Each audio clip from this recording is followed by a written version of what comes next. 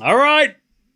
We're just waiting for the mixed doubles to happen, and then we will watch the most anticipated exhibition match since the Six King Slam. Like, this is going to be interesting. This is going to be very, very interesting. As soon as this was announced, I think a lot of, pretty much the entire tennis world was like, oh, okay. And I reckon this was probably the match that we're going to get between Fonseca and Alcaraz. I think it was more out of a reaction, and smart, very smart by Miami or whoever put this together. Very smart to make this exhibition now, because not only did in Miami, I think a lot of us, me included, was surprised at how massive the reception was for Fonseca. Remember when he played Tien in the first match? And the crowd was for Fonseca in America. It was crazy. And then the De Minaur match as well, the crowds were crazy for Fonseca. And also, if you remember in Miami, they made a mistake because they put Fonseca on an outside court where nobody could get in. And then they moved to the main, I think they moved to the main stadium. And everybody got pissed off because all the people that were sitting out on the outside court all day and saved their seat then had to like upgrade tickets, and it was a whole mess. Remember that? So I think that happens, right? And everyone realizes that Fonseca's a big deal. And like that guy knows people love him already, and he's not even, hasn't even done any massive things yet, right? Massive Grand Slam things, right? And then at the Laver Cup, a lot of people were saying we need Alcaraz Fonseca. They're playing in different teams. A lot of people were like, we got to see that matchup. Make that happen. Andre Agassi, make it happen, right? And we didn't get it because the Laver Cup's a little bit more serious than an exhibition. And I think that it would have been kind of silly to have them play each other because Alcaraz was the best player on one team and Fonseca was not the best player on the other team. So to have Alcaraz versus Fonseca in the Laver Cup wouldn't have made sense, right? And then this match, I think, probably comes out of that. Because I think a lot of people are asking for Fonseca Alcaraz. We didn't get it. And the reaction for Miami in March for Fonseca, I think Alcaraz just got smacked in the head. Jeez, this is a doubles match. That's how this came about. And so smart whoever put this together, because this is like the best idea. Like this is the perfect situation. By the way, Alcaraz hit himself in the head. He nailed himself in the head with a volley. And now Alcaraz is like, I'm going to get you. But yeah, so this is the perfect time to have these guys play. In Miami as well. This is like the only way they would have been better is if they played in Rio. If it was in Rio or if it was in somewhere in Brazil. That's the only way that this could have been better. But this is going to be good. They're just playing mixed doubles right now. It's 2-all. Yeah. Alcaraz wearing orange, by the way, which feels a little bit calculated because they're playing in Miami and there's a lot of orange in Miami because of the Dolphins. Like the logo's orange and the scoreboard's orange and Alcaraz's orange shirt, right? So it seemed a little...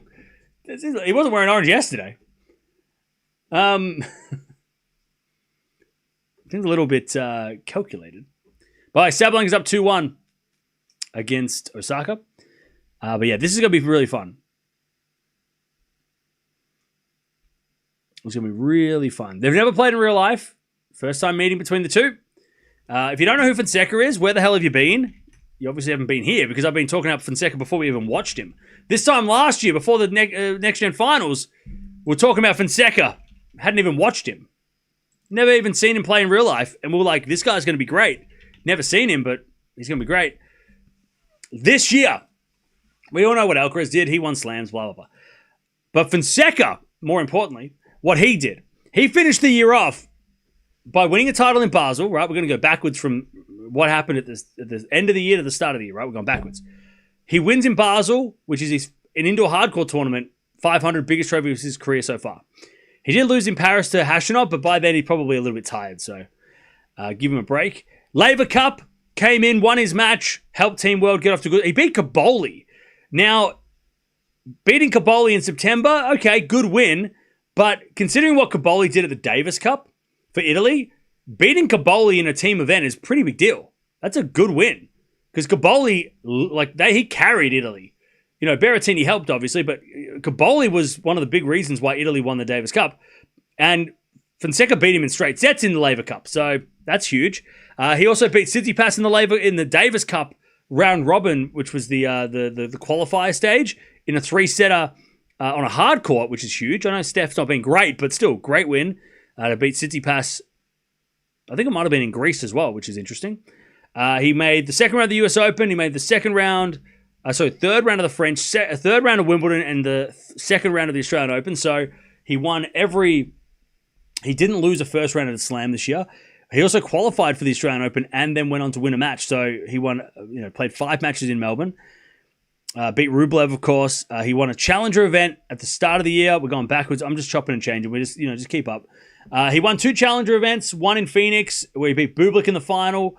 During Indian Wells. So he lost to Draper, and then he went on and won in Phoenix. Then he went on a little bit of a run in Miami, where he lost to Demonor in a very physical third round. He won a Canberra Challenger at the start of the year before Australia. He started the year off by winning 10 matches in a row. On the clay, didn't do great in May and April. Besides the French Open third round, where he eventually lost to Draper, it wasn't as good as we thought. We thought he'd be better on clay. He did win a tournament on clay, beating Cerundolo in Buenos Aires. But yeah, I think his European clay season wasn't as good as I had thought it would be. But then he was surprisingly good on grass and on the hard courts at the end of the year. He made the third round of Cincinnati, lost to Atman, who made the semis, so that wasn't bad. He did play 3 top 10 guys. He beat Rublev, he lost to Draper, and he lost to Fritz. Both of those, Fritz in Eastbourne was a 3-setter, where Fritz went on to win the tournament. So that was very good by Fonseca. And then Fritz obviously nearly made a 5-setter against Alcaraz at the semis of Wimbledon. So again, very good, unexpectedly good on grass, Fonseca. He also he played Demonor, Paul, Hashanov, and Humbert. His best win was against Rublev. His second best win was he beat Fokina twice. But when he was 18 in the world, he beat Humbert at 20 in the world as well. So that was a good win. He beat Shapo a couple of times as well. Hurkacz, Tsitsipas, Caboli, and Cerundolo also beating those guys this year. And there was 39 wins, 17 losses, and won 4 titles. That's huge. 4 titles, 2 challenges, and 2 ATP events. Huge. And again, not to mention, played well on grass, but won on indoor hard courts and clay. I mean, that's an all-rounder. So that is who we're watching. That's who this guy is. If you didn't know, now you do. Now you know. Alcaraz obviously has done a million times more things than that, but he also did more than anybody else this year, Alcaraz. So comparing anyone to Alcaraz this year is kind of not fair, because Alcaraz had one of the best seasons, one of the best seasons you could have.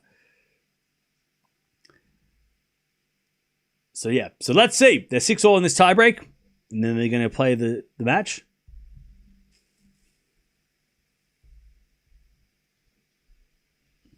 Yeah, we were watching a bit of Fonseca qualies at the Australian Open last year, yeah.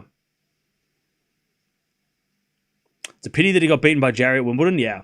There was definitely a couple of missed opportunities for Fonseca. But again, he's 19. He turned 19 this year. He was 18 when he was playing those matches. He did have a couple of matches where he, with a little more experience, probably wins. I think the Fritz match in Eastbourne where he lost 7-5 in the third, that was an opportunity. There was a match in Halle where he lost to Caboli first round. Could have won that one too. Draper got him twice pretty easily, so it does seem like he has a little bit of an issue with the lefties. He was maybe not lefties, maybe just Draper.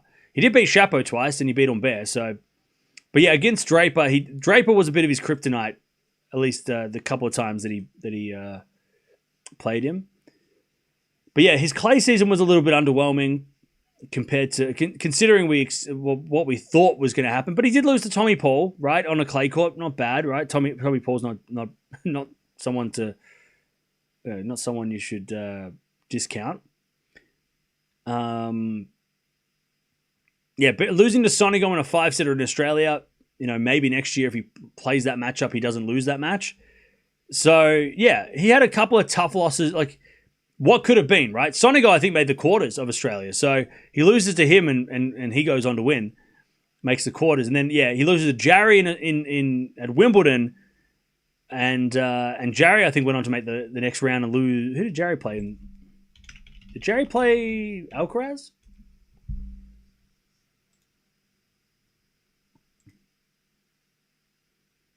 Or did Jarry play Djokovic?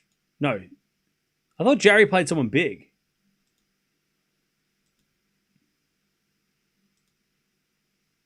He played Norrie. And then Norrie played Djokovic, right? Am I getting that confused? No, Norrie played Alcaraz. Yeah, Norrie played Alcaraz. So, yeah, it was Jarry beat Fonseca. Norrie beat Jarry. Alcaraz played Jarry. So we almost had Fonseca versus Alcaraz at Wimbledon. Had he beaten Jarry. But Jarry beat Runa that week, so it wasn't like Jarry, Jarry beat Runa and Tien before Fonseca. That's a good run.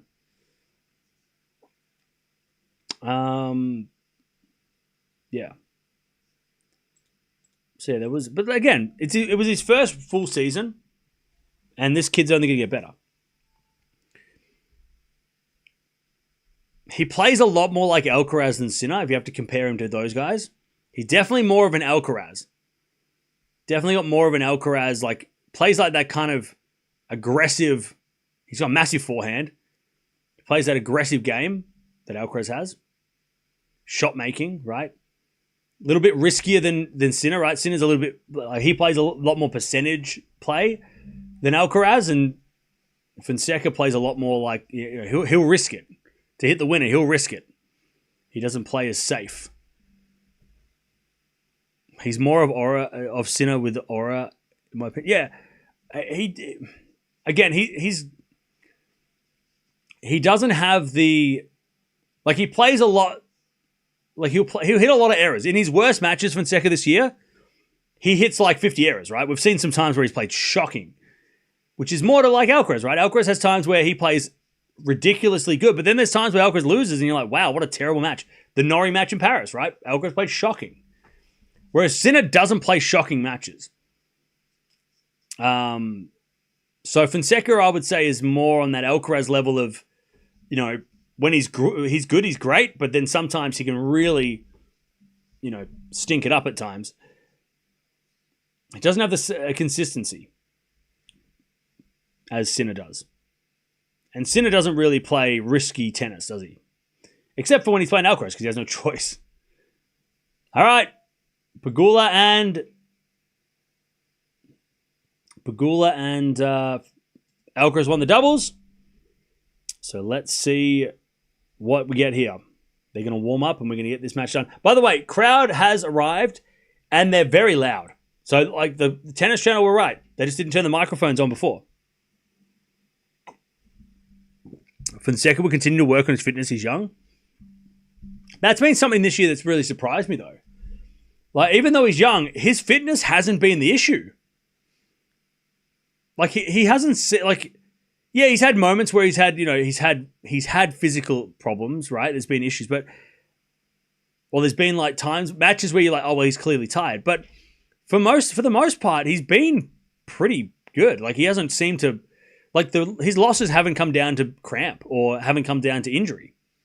There's only been times sort of the end of the year where he sort of, there was matches where you're like, oh man, if he didn't play so much tennis, maybe, or when he gets used to playing this much, But I think the one, the Australian Open, when he played Sonigo in that 5-setter, he was right there until the end. And I was like, that shocked me. I thought for sure he'd fade away. I didn't think he'd be able to compete with someone who was that experienced and physical. But he was there the whole time. And then there was matches in Miami where he was sweating it out and he was looking fresh. He didn't seem to bother him, which again, surprising.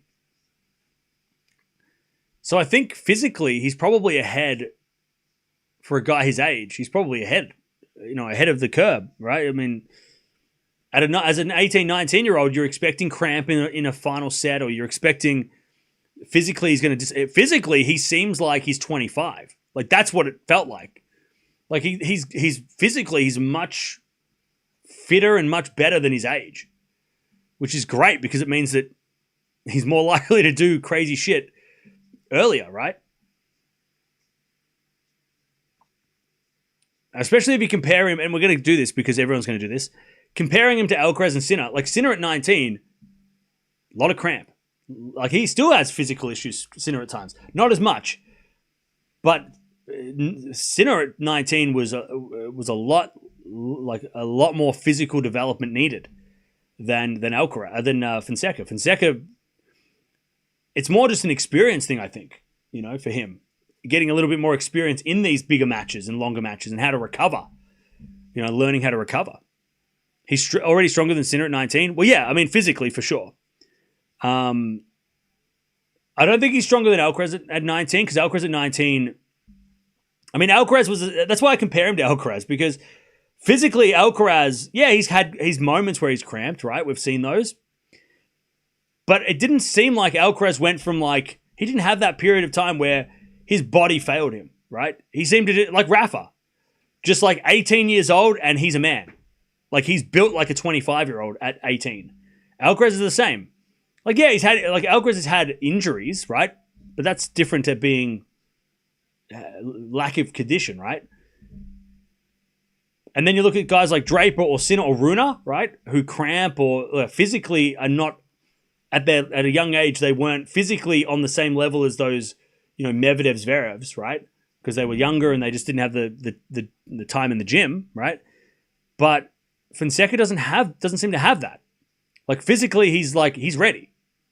He doesn't need to develop a gas tank, or doesn't need to develop, he just needs to maybe get more experience on how to recover from those long matches, or how to, win the matches easier in the first couple of days if he's, that he should win, and then, and then go on to have enough gas in the tank for the big matches he needs to, right? But that's what I mean. That was one of the big takeaways this year for me from Fonseca. I was like, holy shit, this guy's built and he's ready. This guy's physically ready to play these guys.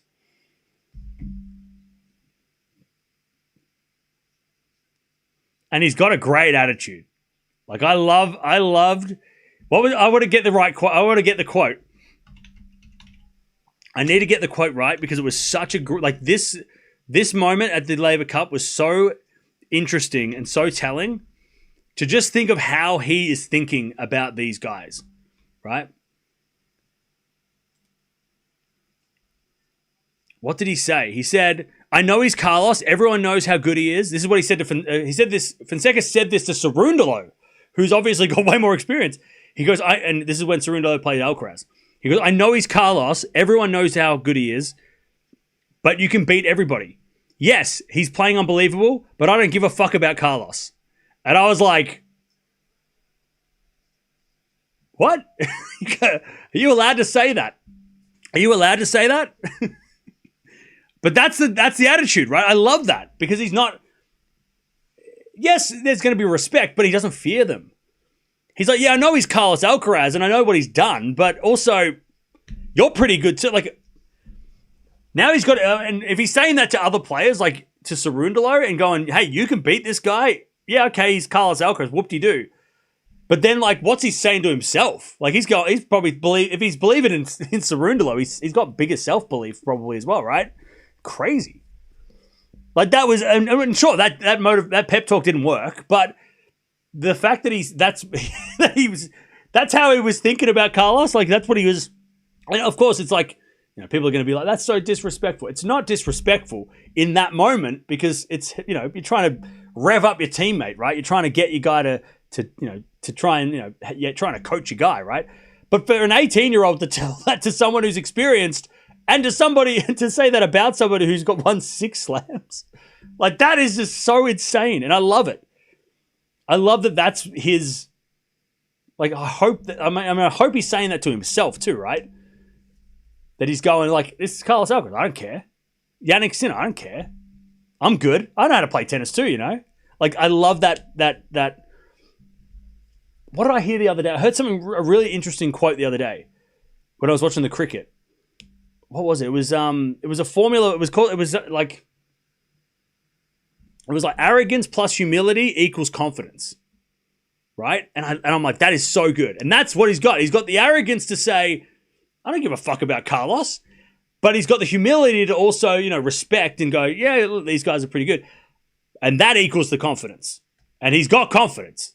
Like, that's what Fonseca's got, confidence. He has got confidence. And I mean, Carlos is the same. People think Alcaraz is arrogant at times when he's screaming and shouting, but he's also got humility. If you watch him in the press conferences, he's obviously, a humble guy, and he's got the confidence, right? Whereas if you're too humble, but you don't have that like little bit of grit, then you're not going to have the confidence to beat everybody. You got to have that. You got to have the humility.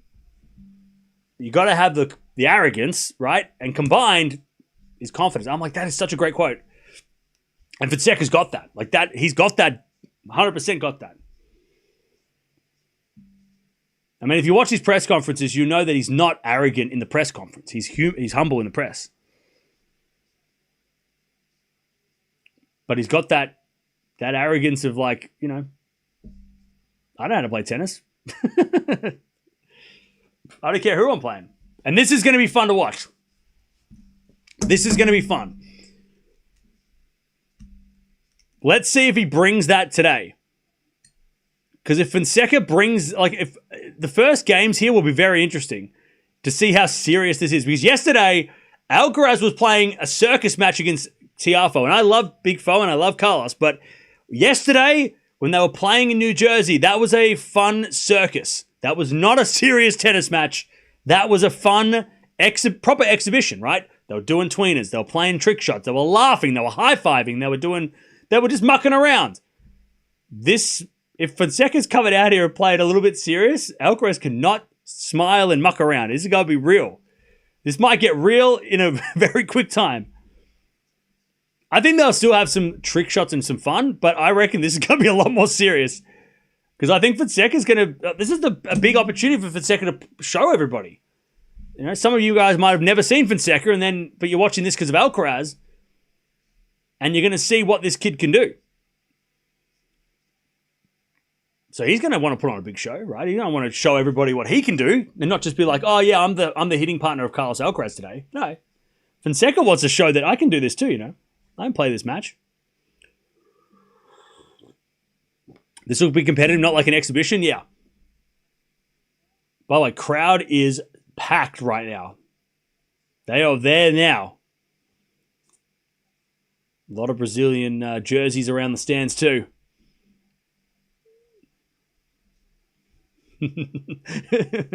Carlos looks... I tell you, Alcaraz's mood after the doubles has changed. He is not happy. He's not smiling. Alcaraz is... He's looking a little bit more serious right now. Carlos is not looking as jolly as in the doubles. He's probably thinking, hang on, are we going to play an exhibition or are you going to play for real? Like, what are we doing? He probably doesn't realize... Like, he's probably thinking... Like, yesterday, I knew that Big Foe was going to, we're going to have some fun. But, are you here to kick my ass? Are you going to try and kick my ass? Like, he doesn't know what Fonseca's going to do here. He doesn't know what he's, So it looks like that little bit of, do I have to play for real? Like, are you going to make me play real? Or are we going to have some fun? Like, what are we doing? I don't think they spoke in the locker room beforehand about the rules. Here we go, chat. This is fun. This is so fun. I think Fonseca's serving first. Alcaraz looking strangely nervous. I don't know what it is. He's looking maybe not nervous, but he's looking oddly serious for what is going to be an exhibition. All right. Here we go. Fonseca serves. Into the forehand of Alcaraz. Forehand from Fonseca into the backhand of Alcaraz. As Fonseca backhand. Into that Alcaraz forehand. Alcaraz in the net. 15-love.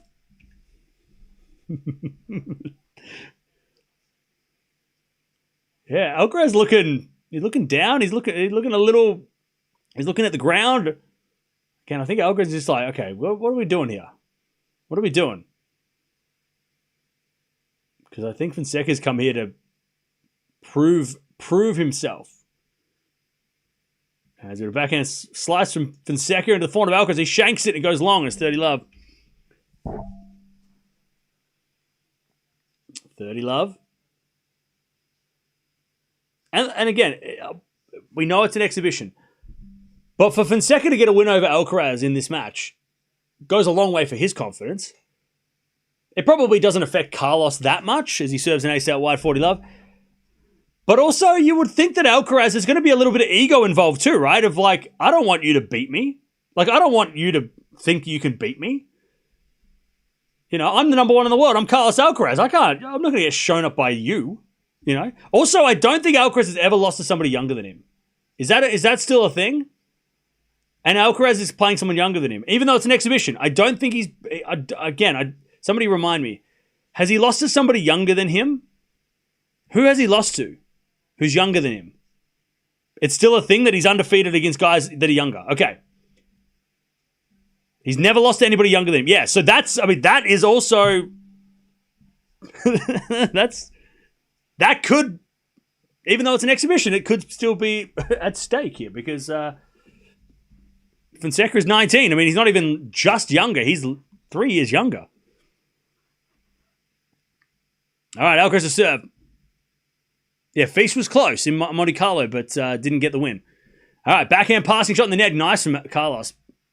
As Fonseca in the net. 15-love. No script for this one. No, this is not going to be scripted. This will be... Even Fonseca that time, he almost rolled his ankle to hit that backhand. I mean, that's commitment. His foot got stuck on the court there, Fonseca. This is... We're going to have a vomit. If they start like celebrating winners, you know it's serious. We're going to get a vamos or something. 30-love Alcaraz. Good serve. But yeah, the ego, there's got to be a bit of an ego as well. Not in a negative way. Like a healthy, like, you know, kind of like when Djokovic would play an exhibition, right? Or Federer. You know, and go, I don't care if it's an exhibition. I don't want you to think you can beat me. And this is, for Alcaraz, I think it's more that. It's not like, oh, well, I need to like prove that I can beat you because I'm scared. No. It'd be more like, settle down. I'm number one, right? I'm the best player on the planet. I have 6 Grand Slams, right? I'm Carlos Alcaraz. You got to wait your turn, Joao. You know, I think that's probably what Alcaraz is playing for. Just that little bit of a, all right, you know, wait your turn, right? This is me. I'm here. Yeah, now he's smiling, Carlos.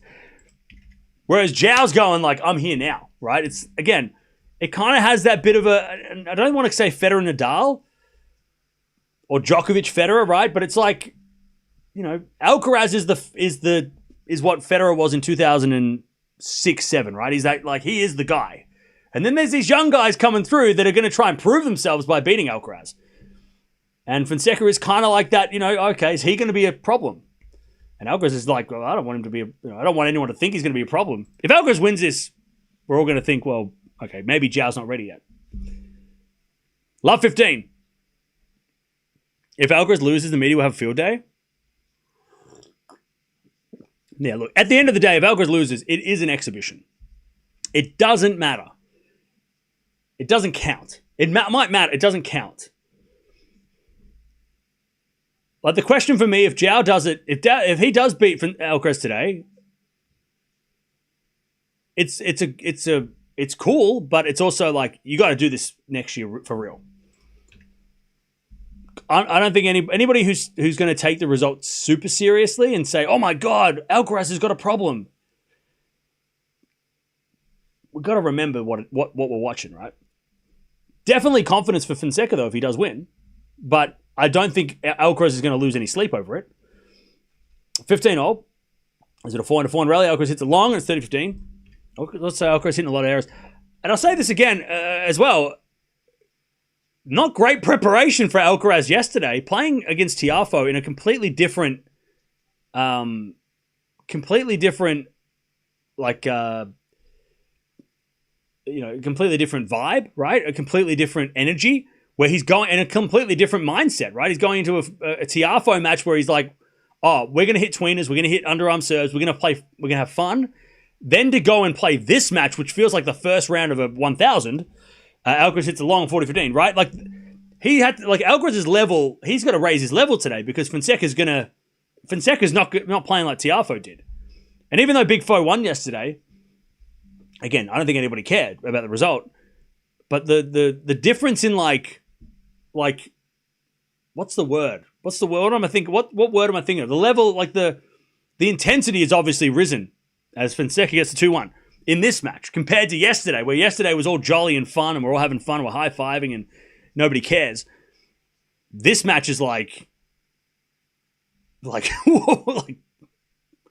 I said, like it feels like we're watching the start, like a second round of Miami or second round of like a 1,000, right? This feels like a serious match, real serious matchup.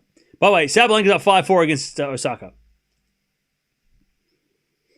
2-1. I said to you yesterday that Joao was going to play serious today. Yeah.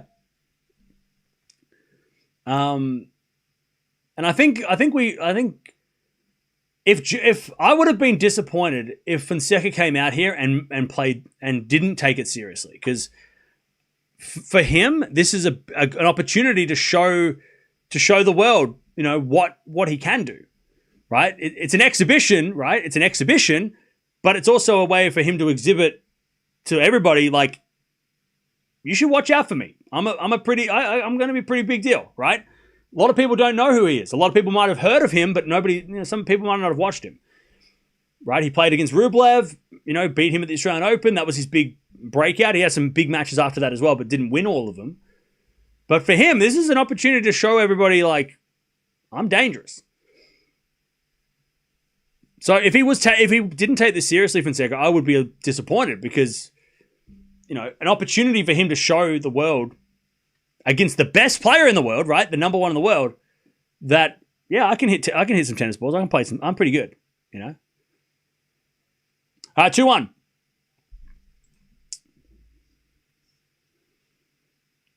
As Alcaraz serves, and Fonseca hits into the ground. 15-love. Yesterday was lighthearted, and today is more, I got to play some good tennis. Yeah, Alcaraz, I think he is locked in because he probably knew that, Alcaraz is not silly, right? He knows that, yesterday was fun, and then today's going to be a lot more. There's a little bit more at stake today. As Alcaraz hits it in the net, 15-0.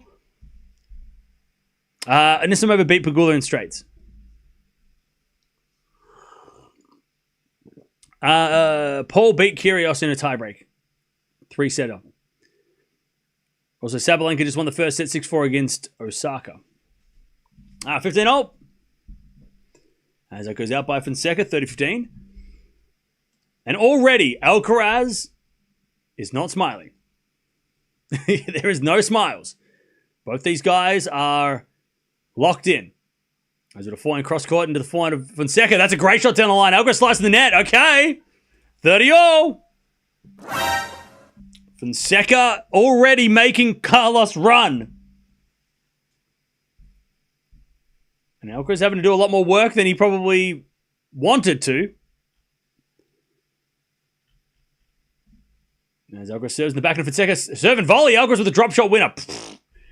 There we go. All right. See, he can still have fun. Alcaraz plays Grand Slam finals as like exhibition sometimes, right? I mean, at 30-0 to do that, he does that at the Wimbledon final or the French Open final, right? I mean, he can do that. That's the beauty of Carlos Alcaraz. Even though, at 30-0, maybe not in this match, but in 30-0 in most matches, you gotta play pretty well. He just goes, I'm just gonna do I can just play whatever I want. I'm Carlos Alcaraz. I can do what I want. Backhand to backhand rally. As Alcaraz forehand goes in the forehand of Fonseca. Alcaraz backhand. Into the backhand of Fonseca. As Alcaraz backhand again. Into the backhand of Fonseca. Fonseca in the net. All right. Alcaraz holds. 2-0. 2-0. I think Joao's play style is better against Alcaraz and Sinner.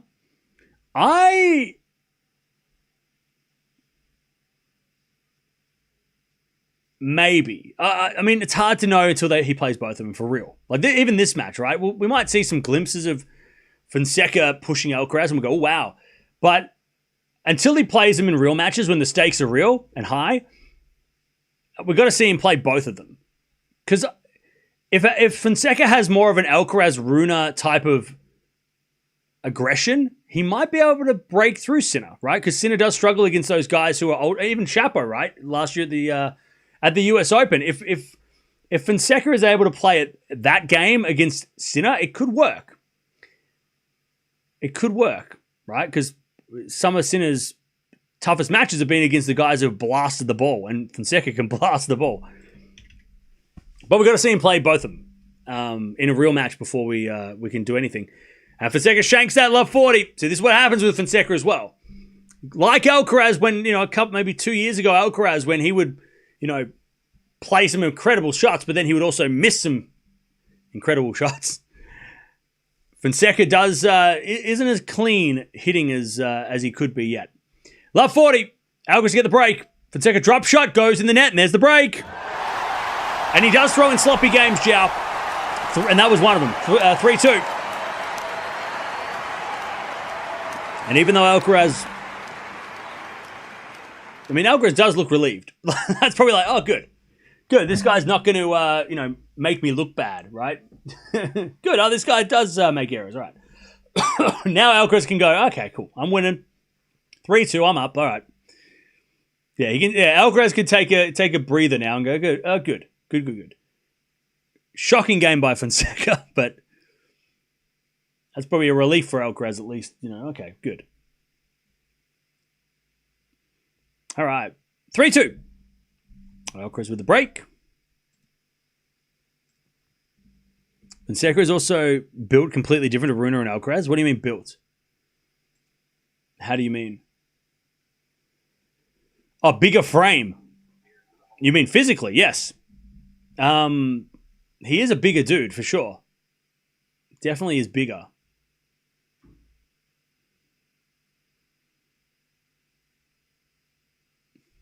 All right. 3-2.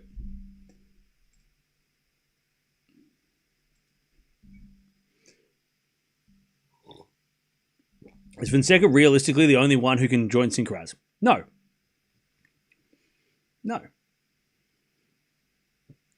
The thing is, we don't know who is going to join Alcaraz. There might be more than one. There doesn't need to be a big three, right? 3 doesn't need to be the magic number. When you think of the 90s, right? You think Agassi, Sampras, but you don't. There was a lot of players in there too, right? There was Goran, there was Courier, there was Becker, Edberg was there for a bit, right? There's a lot of we don't have to have 3. The magic number doesn't need to be 3. It could be the 2 and then a bunch of other people, and he could be one of those, he could be one of many that could. Again, it could be more like the 90s than the 2000s, right? Or the more like the 90s than the 2010s. 15 love. But I think, look, Fonseca, Draper, Rune, Feast, Tien, right? Shelton. There's a group of guys that we're all keeping an eye on to see how they do against Alcaraz Sinner. But there doesn't have to be one. It doesn't have to all be on Fonseca's shoulders to break Alcaraz up. It could be he might break one of them in one of the matches, and then maybe someone else does another one, right? It could be a couple of guys collectively, at different stages could break them. It doesn't have to be one other guy. It doesn't have to be Federer and Nadal and then Djokovic comes. We don't need that. It doesn't need to be that. It doesn't have to be that. 30 love. Also, that's a lot of pressure to put on Fonseca. You are him. You're the guy to break up. It's just you. Nobody else, just you. You got to do it. What? It's not fair. All right. Alcaraz is a 4-1 winner and just says, yep, wait your turn. 40 love. Oh, he missed it. Not my bad. I thought he hit it. I thought he hit that in. Okay, maybe he missed it. Drop volley Alcaraz. That's a shot. That's a wait your turn shot. Alcaraz showing the class. 40-15. Again, Fonseca's reactions to Alcaraz's craziness is like, okay, good shot. He is not celebrating Alcaraz's great shots. And that's interesting. Because yesterday, if Alcaraz does it against Tiafoe's like, what? You're a god. Do you know what I mean? The reactions from the opponent is like, that was all right. And that's interesting to see. That's telling. Like, Tiafoe would have gone down there and like high-fived him and said, oh, you're amazing. But Fonseca was kind of like, yeah, okay, good shot. You got me with that one. I'll give you that. 40-30 as that goes out by Alcaraz.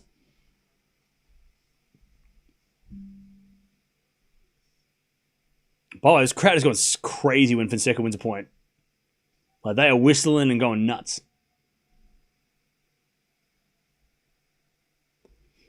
That's a good thing. Everyone is praising Alcaraz and Sinner too much. It's why they keep getting beaten. Can't beat them. I agree. I love it when I loved it when Shelton didn't give Djokovic the respect in that semi-final, even though it backfired. But I love it when we don't. I mean, you don't need another player to. You don't need every player to praise Alcaraz and Sinner because we know how good they are. But it also says, like, tells like, oh, well, you put them up on a pedestal. You can't. How are you going to beat the guy that you think is better than you? Like, you can't be thinking that way. Alcaraz, by the way, hits a shocking smash in the net. Cam never responds to chat. I'm literally talking to the chat now. What are you talking about? All right, Alcaraz, who I think was going to leave it, but then last minute decided to hit the smash, and he hit it in the net. Advantage Fonseca to get back on serve. As Fonseca slice return, goes short. Alcaraz comes to net. Fonseca back and pass. Alcaraz volleys. Fonseca lob. Alcaraz going to hit tweener. No, it goes out by Fonseca. Ooh, that was dangerous. That was dangerous. Back to deuce. Alcaraz is like, hang on, that's my shot. You can't do a drop shot and then lob me. That's my thing. You can't play that trick on me. I invented that trick. That's my trick. Get your own trick. The short slice to bring bait Alcaraz to come to the net and then lob him. It's like, hey, you can't do that. As Alcaraz hit the forehand long, I tell you though, even though Alcaraz is winning, is winning right now on the scoreboard, he's not playing great. Fonseca, by the way, celebrating winning that point. Guy's locked in. Advantage Fonseca. Serve out wide the back of Fonseca. Backhand Alcaraz goes to the forehand Fonseca. Alcaraz backhand. Cross court. Fonseca gets it with a slice. Alcaraz backhand again. There's a slice. Drop shot. Now Alcaraz has Fonseca moving. Oh, he gets it. And then Fonseca with a backhand cross court winner. He just outplayed Alcaraz in his own game. Alcaraz is on the ground. All right. And Fonseca celebrating to the whole crowd. He's like, yep, I got him. Alcaraz went with the no-look forehand. I don't know where. He was looking at the umpire. He's like, hello. But Fonseca was not to be fooled. He's like, you're not going to get me with that trick. What are you going to look that way? You're looking to the side. You're not going to hit it that way. Ooh, I'll tell you, Fonseca just hit a massive serve and he's shaking the fist. This is serious. This is not a sparring match. This is real. They are not pulling punches. 15 love. Fonseca's like, let's go. This got real. This just got real. 15 love. As Fonseca serves again. The forehand of Alcaraz. Return goes forehand of Fonseca. Alcaraz forehand. Cross court. Fonseca gets it. Alcaraz got Fonseca running. Slice goes into the forehand of Alcaraz. And Alcaraz hits it wide. Oof. God, Alcaraz is not playing as clean as he needs to be. If we had the stats, he would have a lot of errors. This isn't a practice. Yeah, no, not anymore. 30 love. As Fonseca serves. Into the forehand of Alcaraz. Volley, half volley in the net by Fonseca. All right, he went for the fancy shot. 30-15, but he missed it. Leave that to Carlos. 30-15.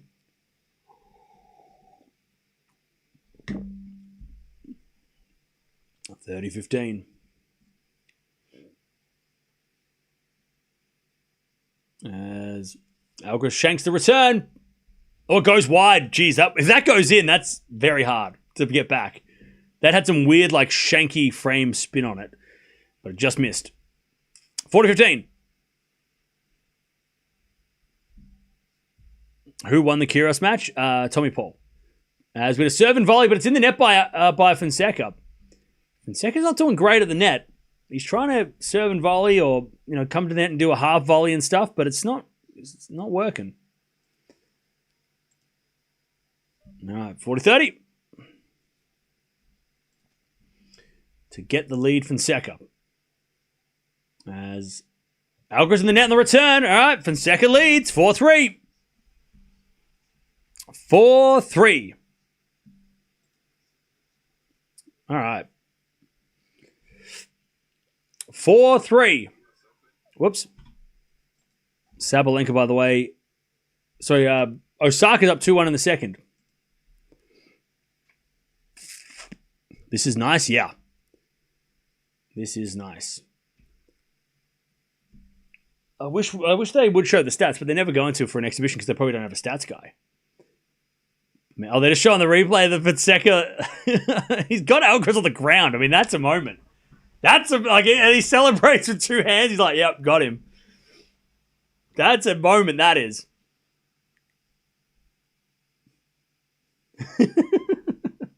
I don't know what they're doing with this replay. They're shanking the replay.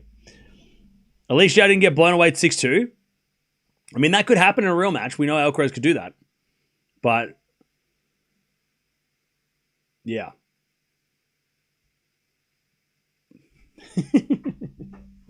This is exactly what we wanted, chat. This is exactly, I mean, maybe not for Alcaraz fans, but it's exactly what this is exactly what we hoped for when these two signed up for this exhibition. Yeah, Osaka Sabalenka are playing at the moment. It's Sabalenka won the first 6-4. Osaka's up 2-1 in the second. I think Alcaraz isn't even trying. I think Alcaraz is trying. He's definitely not playing his best though. Alcaraz is not playing well, right? He's not. And also, like I said, Alcaraz is not going to lose any sleep if he loses, right? Alcaraz fans, if anybody comes at you and says, "Oh, your guy stinks," it's an exhibition. Alcaraz doesn't really care.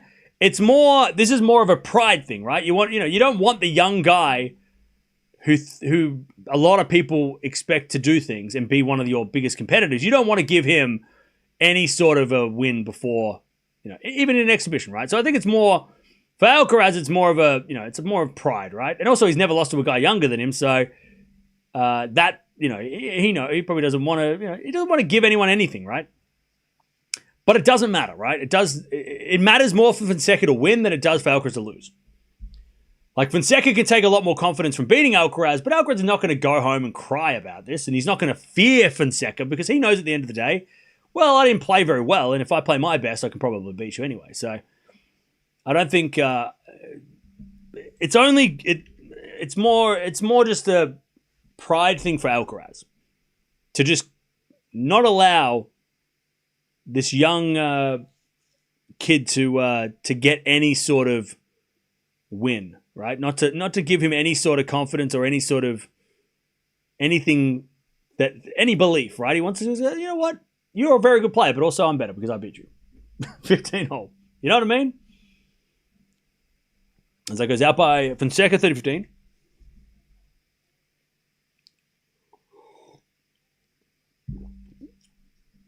Fonseca is powerful. He can win. Oh yeah, Fonseca again. It's definitely more.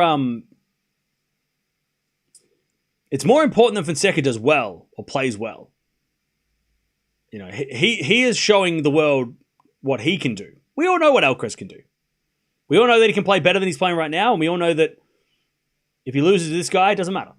But for Fonseca, if he beats Alcaraz, that's huge for him, and also to show everybody what he can do is a big deal because most people haven't seen Fonseca.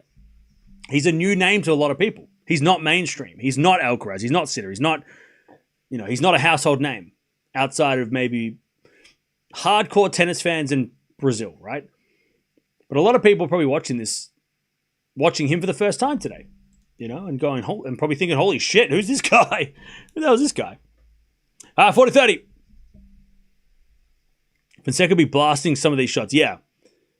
Fonseca definitely going for it. Alcaraz is making some silly errors. Both these guys could play better, but Alcaraz's level is a lot lower than his level. His best level, right? Alcaraz probably about 50% right now. And maybe that's because yesterday he played a match where he was having fun and mucking around, and then today he's got to play this guy who's, treating this like a final of a 500. Playing like for real.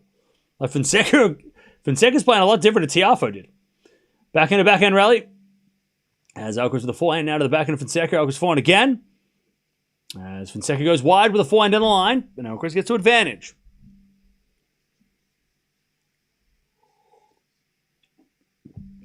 All right, advantage Alcaraz.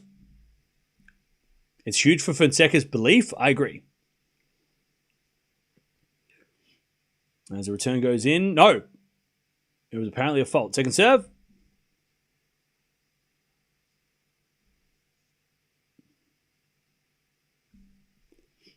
Second serve. As the return goes out by Fonseca and Alcaraz holds. He's been under more pressure, Alcaraz, for sure, on his serve. There's only that one sloppy game where Fonseca lost, he went down love 40. Alcaraz has been at 30 all a couple of times. Definitely been more of a bit more of a struggle for Alcaraz to hold. All right, 4-0. Doesn't Fonseca look 35 with a new haircut? He looks scary. He looks like a beast. I think that is such a power move. With a full head of hair, to go for the crew cut when you have hair is a confidence move. I couldn't do it. I'm not that confident. I couldn't do it. But it takes balls to cut all your hair off and shave your hair. Like 11 from Stranger Things, to do that. I mean, that takes guts. That's a power move. So I've got hair, but I also don't need it. What? Excuse me? 30-15. As we return into the forehand of Fonseca. Forehand now from Alcaraz to the forehand of Fonseca. As Alcaraz forehand again. Alcaraz back. Fonseca backhand in the net. 30-all. Like Alcaraz when he shaved his head. Was it Wimbledon or was it the US? No, it was Wimbledon, right?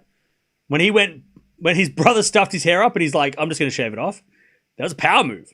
Maybe because he looked silly because his brother broke his hair. But Alcaraz did it and it was like, ooh, okay. All right, 30-all. Is it a forehand rally? Slice Fonseca. Alcaraz picking it up. He comes to the net. Fonseca pass. Alcaraz volley. Goes long.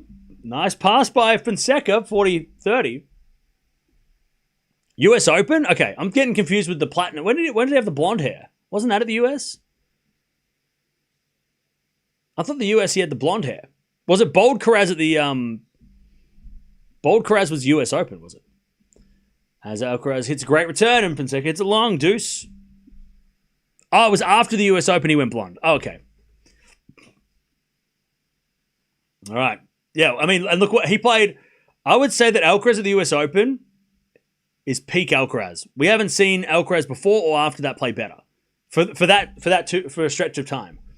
Like, that was the best Alcaraz has ever played and ever looked. So maybe there was something to that. As that goes wide. By Fonseca advantage Alcaraz. Like, that was Alcaraz. Like, if we had to say, what's the best you've ever seen Alcaraz? US Open. 2025 US Open. That's the best Alcaraz has ever looked. Like, that is, no one beats that guy. No one beats that guy. If you play that guy, just go home, right? Don't even bother. Turn around, go back to the locker room, say, I got to get my keys out of my car or something. I left something in the car and then just don't come back. I just got to get my hat. I just left it in the car and then just drive home, leave. Don't return. Because you're not going to beat that guy. Sinner can't beat that guy. And Sinner's the second best player in the world. So you can't beat that guy. US Open Alcaraz is unbeatable. All right, we get back to deuce, by the way. Also, what happened? Did Fonseca break the net? Oh, Fonseca broke the net. The net exploded. Whoops. All right, they broke the net. Fonseca broke the net. broke the net. He broke like the thing that holds them in the middle of the net. The thing that holds the what is it? Like the strap that holds the net down in the middle. That broke. The connector for that broke.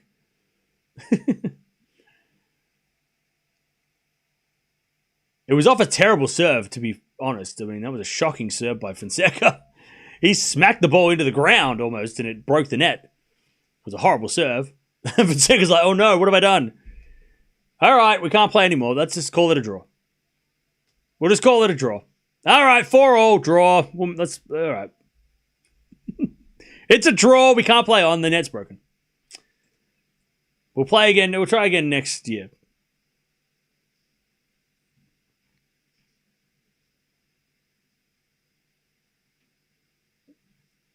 So yeah, they're just going to fix the net.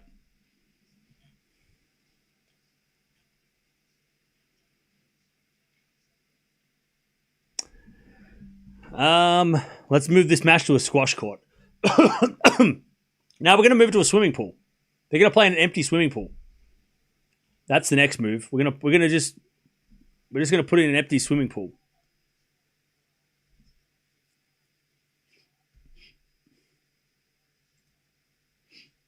All right.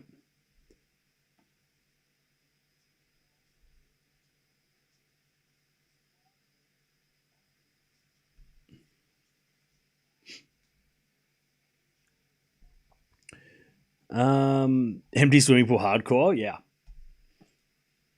That'd be kind of sick though.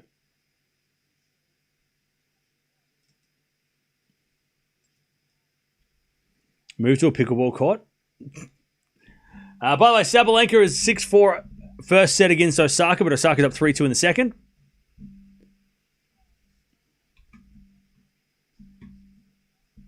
Now they've fixed the net. What a time to break the net.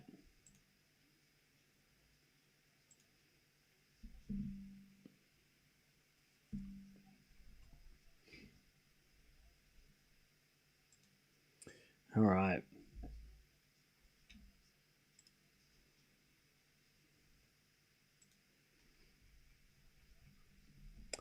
Can anyone use a shoelace to fix the net? Yeah.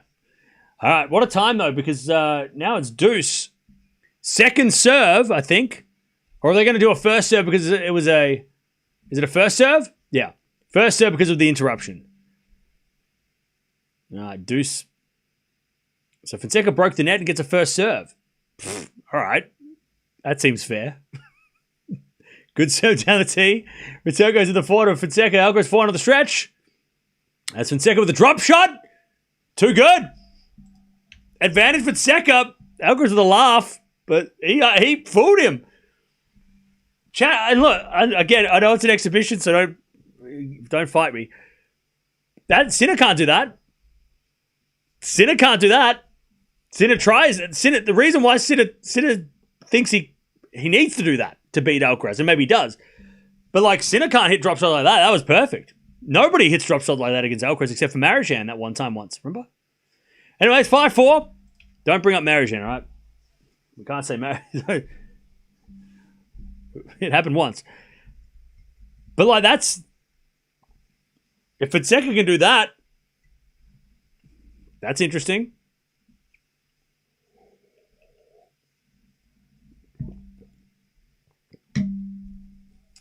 All right. Rome flashbacks, yeah. So, where do you want to see these guys play in a real match? That's probably a good question, right? If I do say so myself. What surface or what venue would you want to see these guys play in a real match? I feel like Miami is one of the obvious answers, right? Like Miami, the crowd's probably going to be going for Fonseca. We saw that last year or this year in Miami. The courts are kind of quick, so maybe suits Fonseca's game as well, even though Alcaraz can play on a quick court too. Miami feels like it would be the best venue. But it might not be the only answer. I mean, Rio, I don't think Alcaraz is going to Rio, though. We've got to remember, I mean, yeah, ideally it would be in Brazil, but I don't think Alcaraz is going to Brazil, right? He's not going to Rio next year. So, realistically, where is Alcaraz going to be that Fonseca would be able to play him? That's what we got to consider. French Open. Okay, Wimbledon. That would be interesting. Wimbledon would be interesting. Like I said earlier, Fonseca had an underrated grass season. Like he didn't do great. Like he didn't win that many matches on grass, but his game seemed to play well on grass. He didn't play bad. He lost to Fritz, Kaboli, and Jarry on grass. Not a bad couple of losses. Indian Wells could be interesting for sure. But I think it might be too much of an advantage for Alcaraz. Like the slower court, Alcaraz would he thrive. I think the reason why Alcaraz listed Indian Wells this year was Draper is just too good. But also the three-peat, I think, made a difference. Also, it was weird. Like February, March, when Sinner got banned, everybody kind of got confused. Even though, I think a lot of players, and they'll never probably admit this, but I think when Sinner got banned, I think a lot of people just kind of like forgot how to play tennis. And Alcaraz did forget how to play tennis for a little bit, right? He played some terrible tennis for a while. During that period. When Sinner was gone, Alcaraz was kind of looking a little lost. 15-0. But yeah, maybe, Indian Wells would be interesting. US Open, that could be fun. As that goes out by Fonseca on the lob, 30-15. Yeah, when Sinner got banned, everyone was confused. Also, I think not enough is said about the expectations we put on Zverev and Alcaraz when Sinner was gone, right? So many of us were like, all of us were thinking, oh shit, Sinner's not here. Zverev and Alcaraz could be number one, right? And I think every week they played, we were talking about that. And I think that it definitely affected Zverev. I think the opportunity to be world number one, I think that affected Zverev, along with the loss of the Australian Open. But Alcaraz, a chance to become number one again, it was a bit of a long shot, but still, there was an opportunity for him, and that's added pressure, right? I think that, we maybe got to give Alcaraz a break for that too, right? That he was human in February. 5-all. Alcaraz with a lovely 7 volley, just showing his opponent how it's done. So where else? So Miami, Indian Wells, US Open, Wimbledon, French Open. They're not going to play. You know what? I don't know if Fonseca's going to play clay in February, but if he's going to Doha or Dubai, I wouldn't mind Dubai. Alcaraz, Fonseca in like Doha or Dubai. I don't mind that. But I don't think I think Fonseca's going home for February. I think he's playing clay, right? So they're not going to meet, but I wouldn't mind that. I don't think I think playing in a 5-set match at this stage is probably too much for Fonseca, because Alcaraz in best of 5 sets is ridiculous. I think Fonseca will be more competitive in a best of 3 to start with.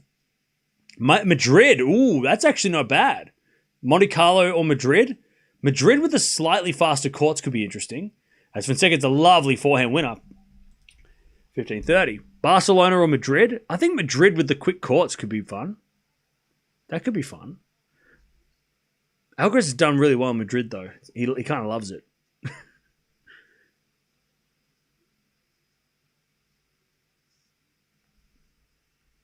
All right, 15-30. As with a forehand from Alcaraz down the line to the backhand of Fonseca. Alcaraz backhand to the backhand of Fonseca, who hits it in the net. Alcaraz is just playing a little bit smarter in the last game or so. Not going for too much. Not trying to hit the winners. He's just trying to bait Fonseca to hit errors, and he's given the errors. 15-40. As a return goes in the corner of Fonseca, Alcaraz backhand into the slice of Fonseca. That's going to be a drop shot, but Alcaraz going to get it and hit a drop shot in the net. Ooh, 30-40. Jeez.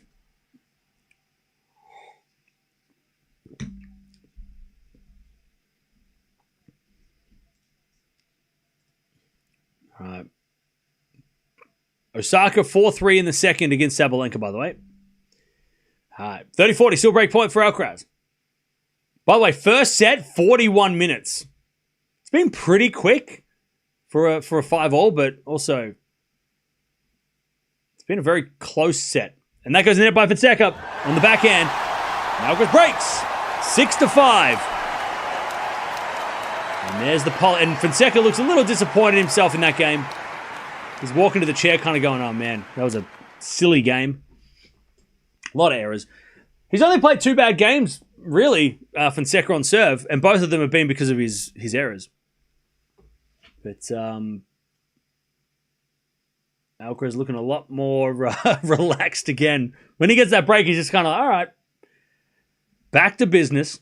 We got this.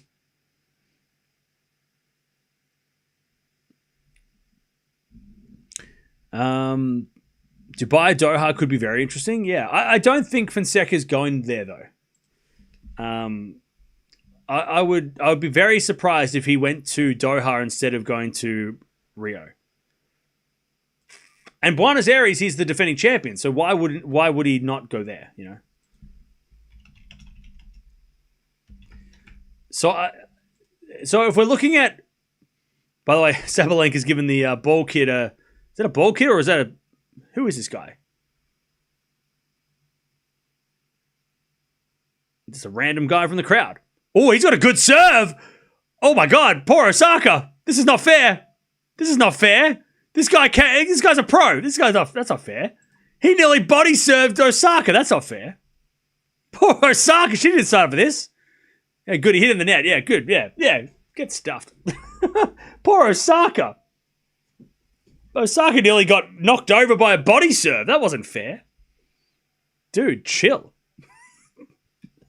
You're meant to be from the crowd. Stop playing. Stop that. That's not fair. That was too aggressive. That was an aggressive serve. Poor Osaka. All right. Anyways, 15-love. Alcaraz serve for the set. We'll talk about Fonseca versus Alcaraz and Sinner possibilities after this. All right, 30-love. Alcaraz too strong. 30-love.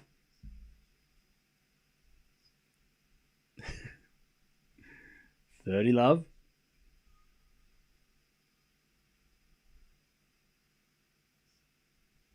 As a default from Alcaraz. Second serve goes back and Fonseca. Alcaraz. Oh, drop volley Fonseca. Alcaraz gets it but puts it wide. Nice. Nice hands by Fonseca. Fonseca's got to be Sinner height, right? He looks tall. Like Sinner's sneaky tall. I think Fonseca's like 6'2", right? 6'3".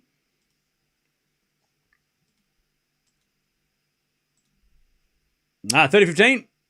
As we just slice into the backhand slice of Alcaraz. And then Fonseca with a drop shot winner again. 2 drop shot winners. He is winning the drop shot game today. Sinner's 6'4", is he? Yeah, he looks like lean and mean. That's Fonseca. He looks lean and mean.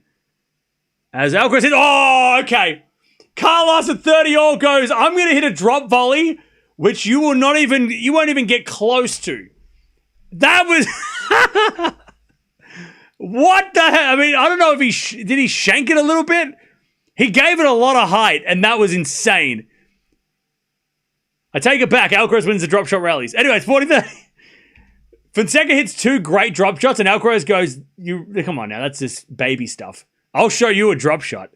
What the hell? And then he double faults. All right, deuce. Crazy shot. Like he gave that drop volley so much height over the net, but because it just went over the net, like so close to the net, he had to give it the height so it would actually land where it landed. If he didn't give it the height, it would have gone deeper in the court and it wouldn't have worked. Crazy by Alcaraz. Chat, this guy is a crazy. Did you know that Carlos Alcaraz is really, really good? Advantage Alcaraz. As the return goes in the slice of Alcaraz in the net, back to deuce. Sabalenka, by the way, serving for the match against Osaka.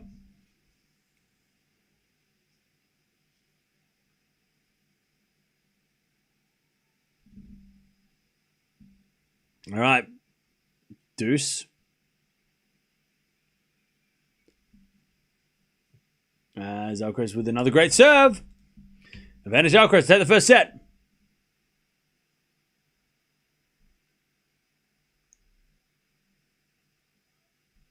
As with a forehand from Fonseca on the stretch, slice from Alcaraz goes. Whoa, just wide. Oh no, they go in. Did that go in? Hawkeye said it was in. Wait, did it go in? No, it went out. It went out. It went out. It went out. It went out. It went out. It went out. Shut up, everybody. Shut up. Quiet. It was out. Alcaraz celebrated like it was in. Why is he jumping around like that? You get me confused. It was just out. That would have been insane. It looked out. It looked out and was out. But Alcaraz was jumping around with the ball kid like it was in. The hell's he dancing for? What's going on?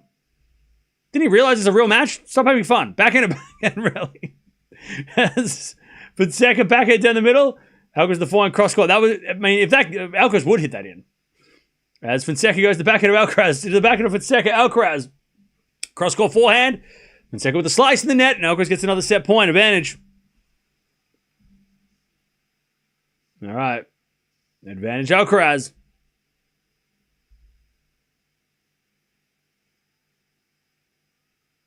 Advantage Alcaraz to take the first set. All right, first serve's a fault, second serve. As a return goes in the front of Alcaraz.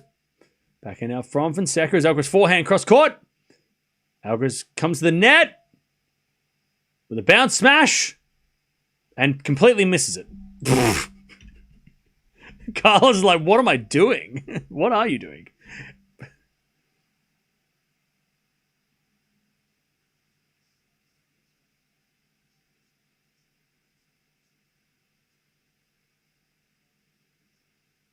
All right.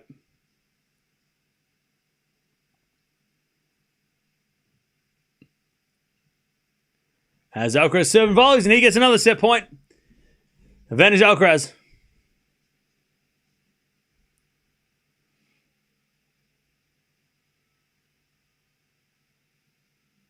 All right.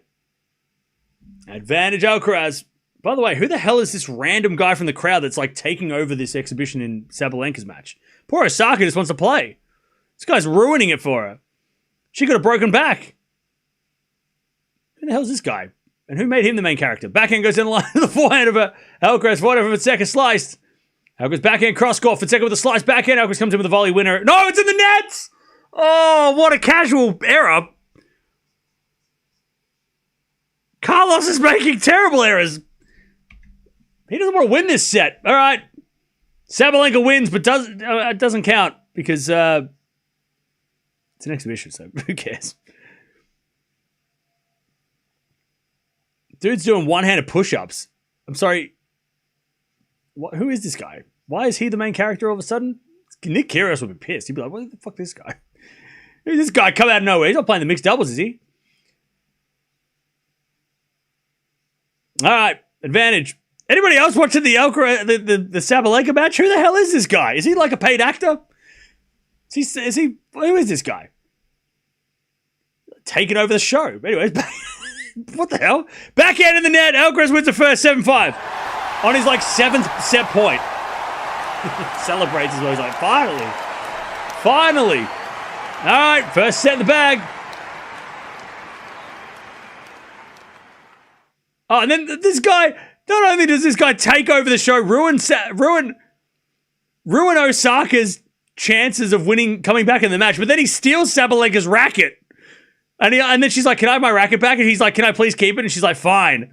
Who the hell is this guy? Chat, does anyone know who this guy is? He's like, oh my God, I got a racket. Yeah, you stole it. You stole her racket. What, are you going to make her look bad and say, oh, can I please keep your racket? And she's like, no, give me my racket. Of course she's going to give you your racket. Who is this guy? This guy straight up, like, you put Sabalenka in the worst position.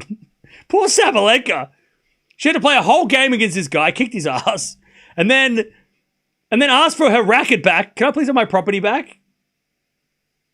And he's like, oh, I want to keep it. Please let me keep it. And she's like, oh, fine. Poor Sabalenka. Poor Osaka as well. He got kicked off the court. Who is this guy, Chad? We need to name names. He's got to be like some celebrity or something, right? There's no way like a random person in the crowd is going to like steal like. No way he's going to steal racket. Yeah, he just stole the racket.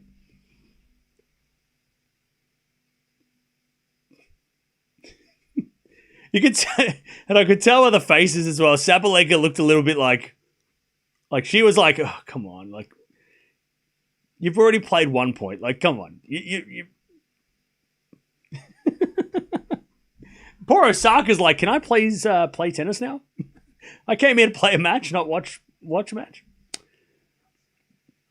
It's Barry from accounting. No, it's probably his son. I think it was his son.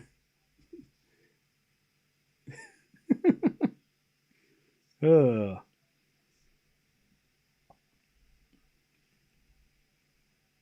I was Sabalenka, I would have said, if you want to keep my racket, you got to win a point against me. You lost 4 points in a row. You don't get. What do you get my racket for? Because you didn't even win a point. But you win a point, you beat me, and you get a point. I'll give you a racket. You didn't even win a point. You didn't get a racket for losing. No prizes for losing, Chad. You need participation medals. I'm going to get the... By the way, Sabalenka, they're replaying the match because that last game, that guy played way too many points, and I don't think anybody... And Sabalenka was like, yeah, can we play the real match? And now, Sabalenka gets broken. So Sabalenka went from winning 6-4, 6-4, and then was like, you know what? That guy stole my racket and the show, and not in a good way. And then Sabalenka was nice enough to say, hey, Naomi, you can play the last game because you're the person I'm supposed to play. And she loses the game, and now it's 5-5. I mean, what is going on? This is madness.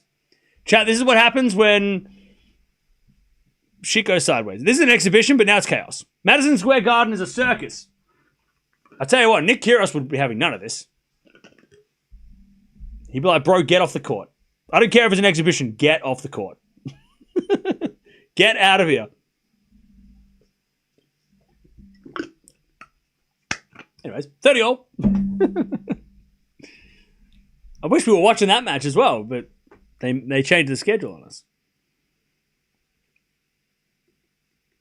All right, 30-all. Fonseca trying to stay in front. He's put on a hat as well, which might give him powers. As he comes in with a volley, and he missed the volley. No, I lied. No powers. 30-40. The hat doesn't work. The hat doesn't work. 30-40.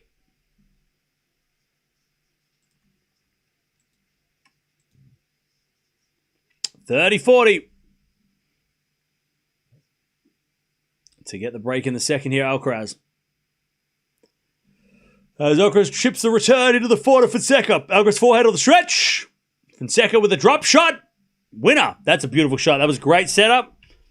And he had Alcaraz so far at the court, that was a perfect drop shot. Now, so realistically, Fonseca versus Alcaraz or Sinner in a real match next year. So Alcaraz is not playing any warm-ups. Neither is Sinner, right? They're only playing an exhibition against each other. They're not playing any real matches. So that means if Fonseca is going to play Alcaraz, it's going to be, at the very earliest, will be in Melbourne, Australian Open. And also, because he's seeded, it won't be until round 3. Possibly round 4, depending on the seeding, because I think Fonseca is like right on the cusp of the either... Where is he? He's seeded. Isn't he ranked? Where's he ranked? He's ranked like 23, right?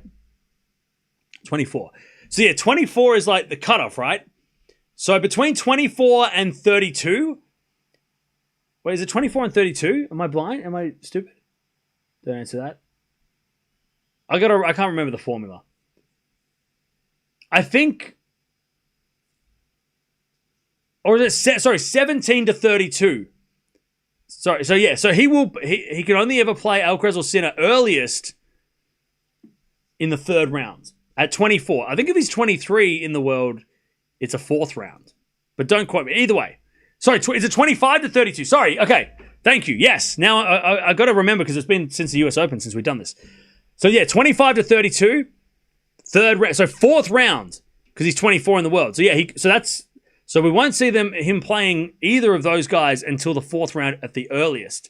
And that's if he gets that's if the draw works that way. So let's just say that it's probably unlikely he's going to play them in Australia. We love Fonzie, as he holds, by the way. One love.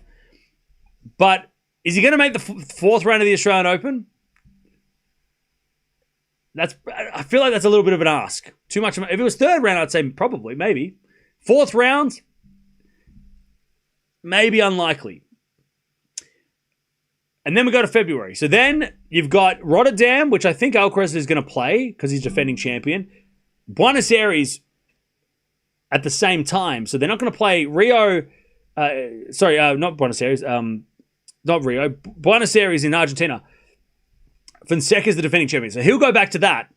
Rio is happening at the same time as Doha, which is where Sinner will play, most likely. So you would say Sinner and Fonseca are not going to be in the same time zone. And then Dubai, Acapulco, and Santiago, Chile. You'd probably say that either Fonseca takes that week off and maybe Sinner goes to Dubai and Alcaraz goes to Dubai. But again, unlikely that they're going to meet in February. So probably the most likely way we're going to get Fonseca play Alcaraz in a real match is probably Indian Wells or Miami. Or Monte Carlo.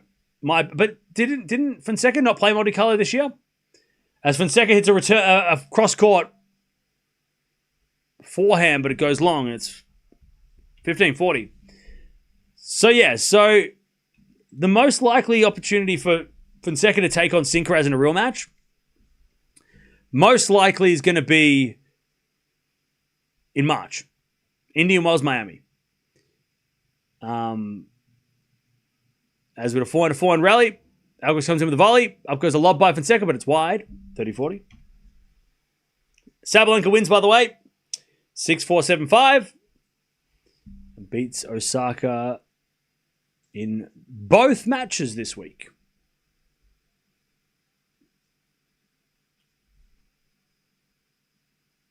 All right. Still break point, 30-40. Alcaraz is playing in Doha this year. Is he? Okay, so he's going to skip... is he skipping Rotterdam? Is it a backhand from Alcaraz? Goes long, all right! Fonseca takes the break. 2-love in the second. Sabalenka was 6-4, 7-5.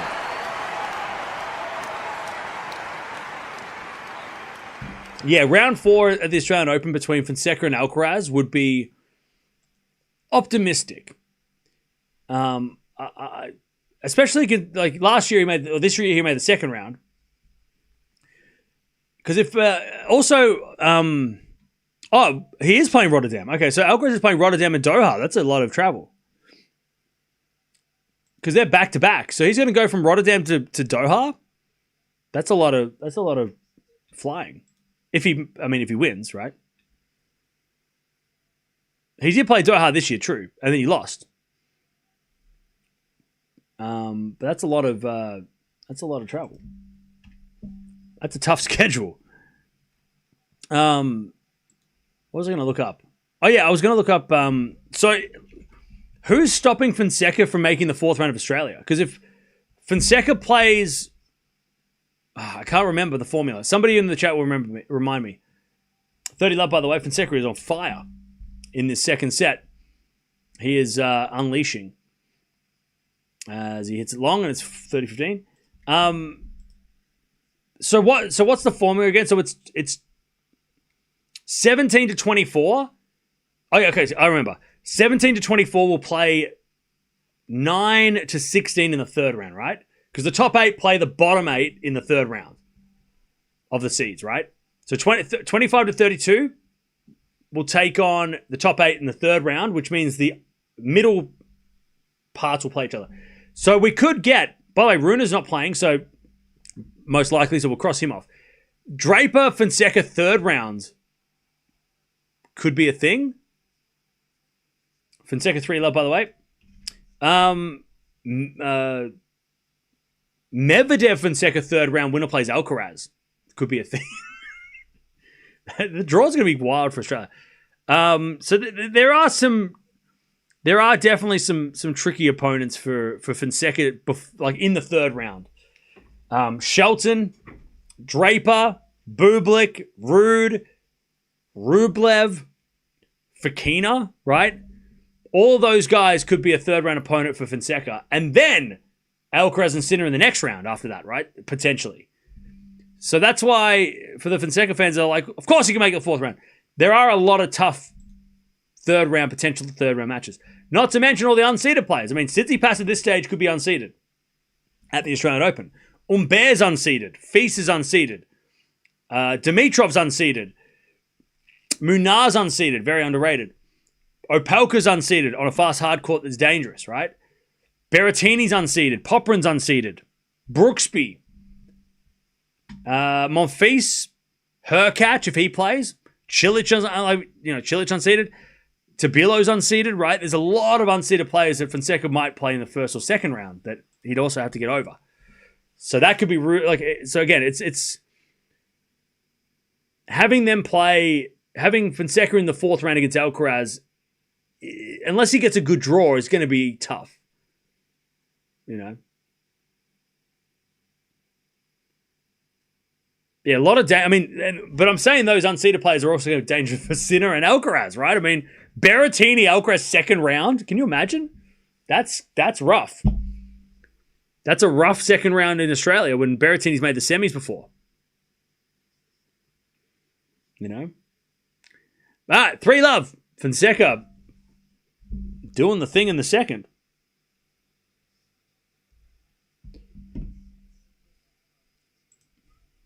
All right, love 15. As Alcaraz comes to the net, but Fonseca with a pass!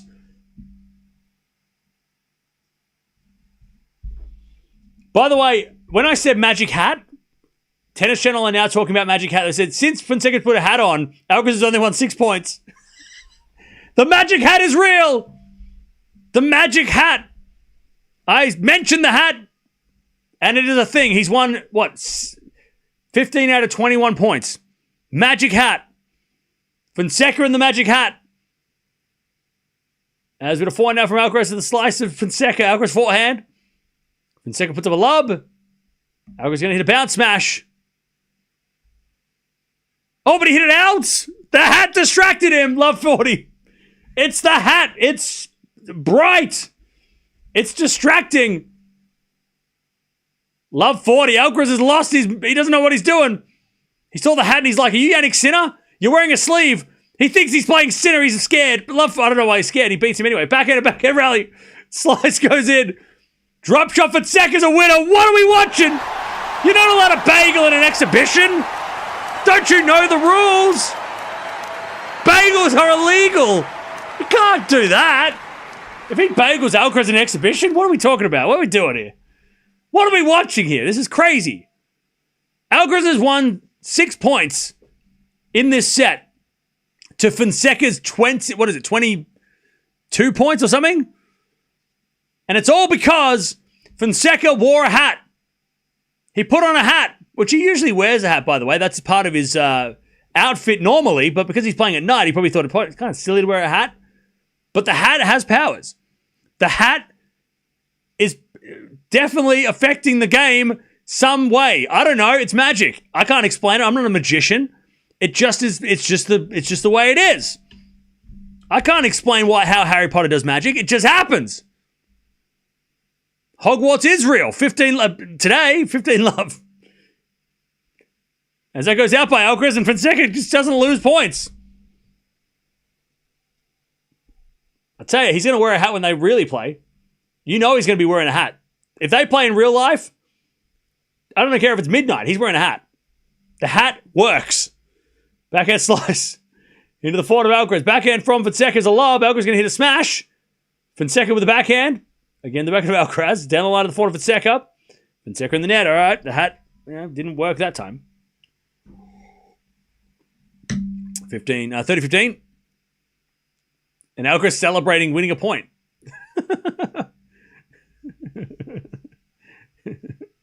30-15. Serve and volley from Fonseca. Alcaraz with the pass is a lob. Oh, it's too good. Too good. Alcaraz with a little interaction with the crowd, and he hits one of the great lobs and celebrates. 30-all.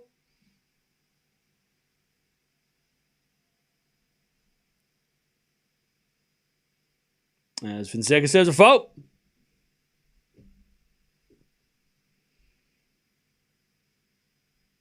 Serving to the forehand of Alcaraz. Return goes forehand of Fonseca. Alcaraz backhand. Goes long, 40-30. By the way, to the guy that says, we know this is scripted, you really think Alcaraz would agree to losing 6-love in a second set of an exhibition? Are you serious? Like, it might be scripted to go 3, but there's no way that Alcaraz is like, yeah, I'll win the first set close, and then you embarrass me in the second. Yeah. Let's do that. Are you serious? There's no way. Alcaraz might be like, oh, you can win the second, and we'll go 3.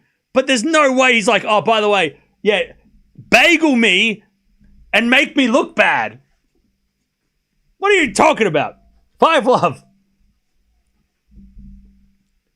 There's no way Alcaraz is like, yeah, embarrass me in the second. Make me look bad. Because it makes him look bad, not just because it's 5-love, but also the fact that he just won the first, and then Fonseca's like, yeah, you're not that good. And then the second set he spanks him. It's like, what are you talking about? Like, it makes Alcaraz look bad that the first set he was bad as well. He was lucky to win it. Like, this just makes Alcaraz look terrible. There's no way Alcaraz would agree to losing 6-love in a second. Come on. By the way, we're making good time, so I don't know why they need to, like, push this out to a third set anyway. This match has been going for almost an hour and a half.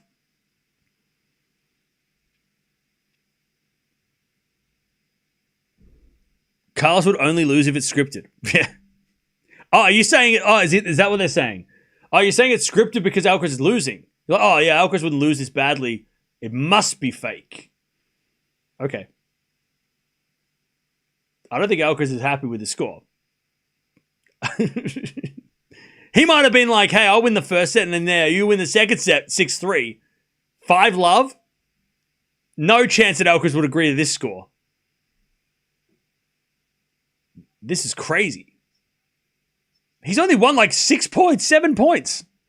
Alcaraz in this set. I mean, that's very generous. He's very generous.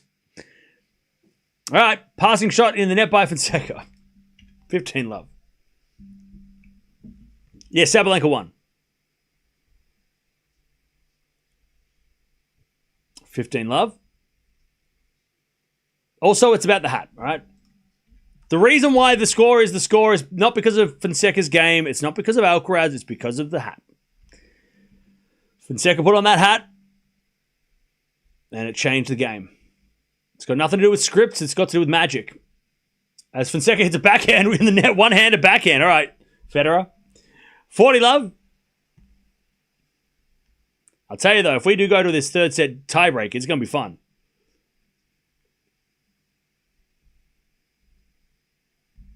As Alcaraz says, the fault second serve.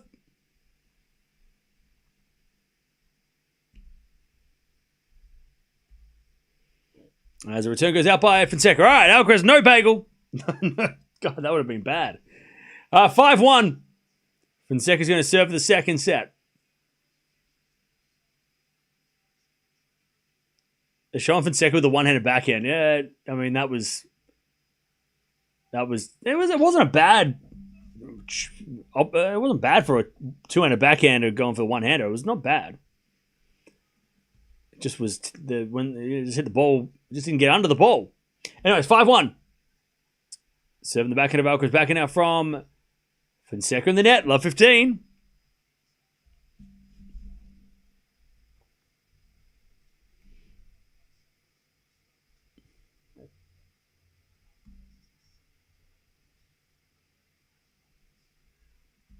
All right.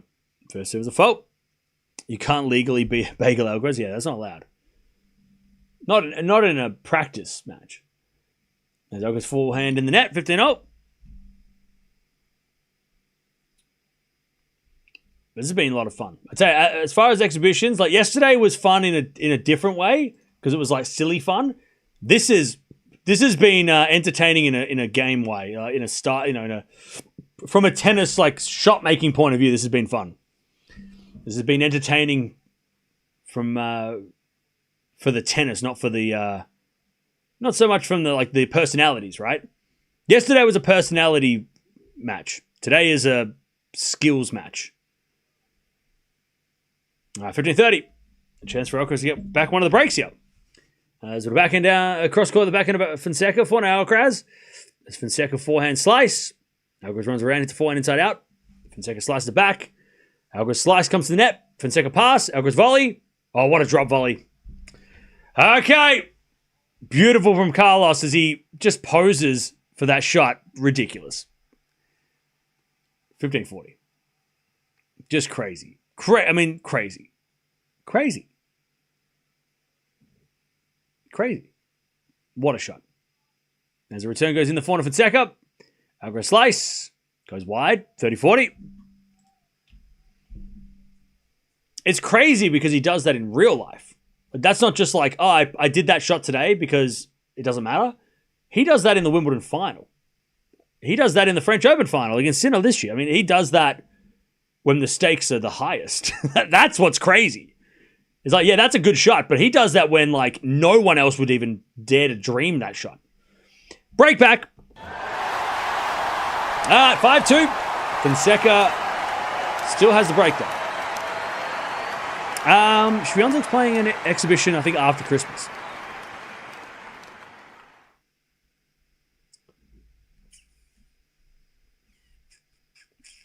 Doing number one things? Oh, yeah. Yeah. I mean, the fact that he has the ability to do anything he wants on a tennis court is ridiculous. Like, his options are limitless, Alcaraz. That's what makes him insane. Is that, you know, every shot he can do like 7 different things. You know. Because he can do anything. Like, there's nothing that he cannot do. Chad, what is Alcaraz's weakest shot? like, what is Alcaraz's weakest shot? He literally has no... Like, he technically plays every shot. That's why Federer comes to mind when you think of Alcaraz, because Federer did everything perfect. His biggest downfall was that like high backhand. That was one of the big problems, right, that we saw. But other than that, Federer hit he could do everything. Alcaraz is definitely on that on that level. Like, he doesn't do, there's nothing that you're like, wow, you know, his serve isn't great or his backhand's a bit weak. Is it though? It's not. It's not. But maybe his second serve was. It's not this year. This year is a bit of a serve bot. Only weakness is getting lobbed by Sinner. Yeah, maybe he's like a little shorter than some of the others, but that doesn't seem to affect him because he still beats everybody else who's taller than him. His weakest shot is the coin toss. Yeah, no real weakness. His weakness. But this year he's kind of rectified it, right? His weakness was a little bit of like complacency, where he would be cruising and then he just, you know, the second set siesta. But that hasn't been a thing really this year. You know, besides, I think he learned his lesson, a hard lesson in Australia, where he was playing against Djokovic. He won the first set. Djokovic gets hurt. It looked like Djokovic wasn't even going to finish the match, which he didn't finish the next match, right? He retired the next match. And Alcaraz really didn't, he dropped his level. He dropped his intensity and allowed Djokovic to win. And I think that lesson really was probably a good thing to happen at the start of the year. Not great that it happened in a Grand Slam, but it was better than happening at Wimbledon, right? Mid-season. So, and he learnt so quickly from that, because we saw a couple of times he played like injured guys, but he wouldn't let up like that again. I can't remember exactly who he played. Maybe it was Sinner? Was it Sinner? I can't remember. He played someone, like, I want to say Wimbledon, or maybe the French, who was Musetti. Was it Musetti at Wimbledon? As Fonseca's a lovely volley. Fonseca. Not Fonseca. Musetti at the French. And he held, like, even though Musetti's not Djokovic, but he went through that again, where it was like, you're playing a guy who's not 100%, but you have to stay that level. And he did, right? He didn't let Musetti back into it. 30-all, by the way. But he hasn't shown that second set siesta, or he hasn't shown that complacency at all, really. He's had some bad matches, Alcaraz, right? Paris against Norrie, but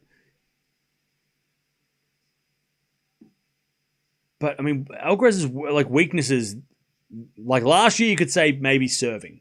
This year, concentration in like 3 matches. Maybe.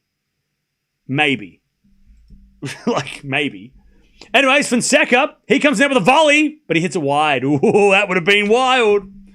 Deuce.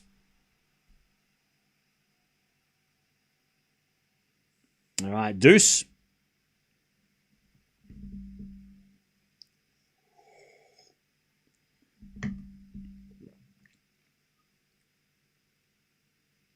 All right, there's a slice from Alcaraz to the forehand of Fonseca.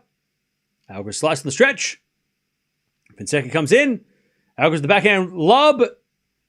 Oh, it just missed. He hit a one-handed lob, but it just missed. And Fonseca's praying. He's like, thank you.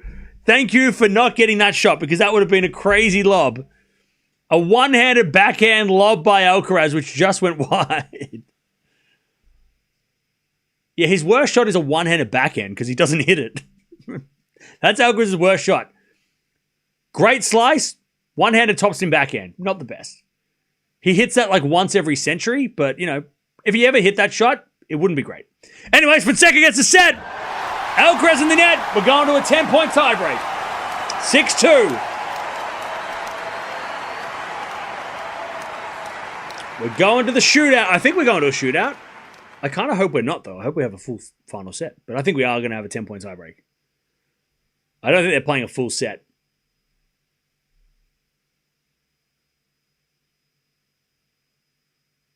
Great play by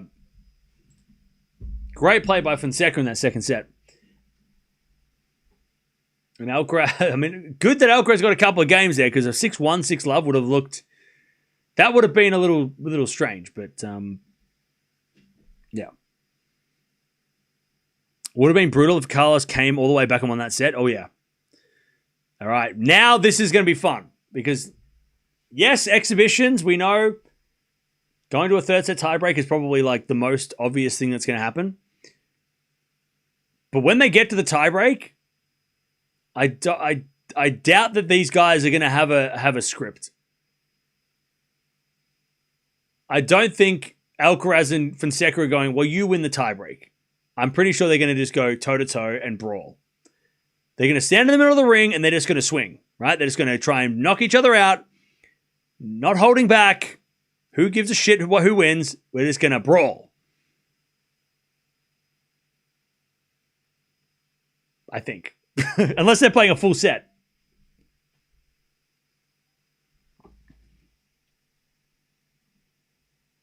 I thought, so Fonseca will win the second? Yeah. I didn't think he'd win it that easily, though. I thought maybe like a 6-4, right? I thought this was probably always going 3, but I was a little surprised that he went up 5-love in like 20 seconds.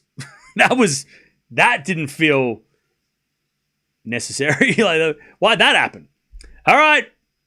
Fonseca serving first in the third, and I think it's a tiebreak. I'll just confirm in a second. As Fonseca smash. Oh, Alcaraz with a 360 no-look backhand, but it hit the net. All right, they're going to a tiebreak. It's 1-love Fonseca, 10-point tiebreak. Sabalenka 1, 6-4, 7-5. Alcaraz almost hit a no-look 360 backhand winner. That would have been insane. Like, he just did this like that, and he almost hit it over the net and for a winner. All right, 1-0.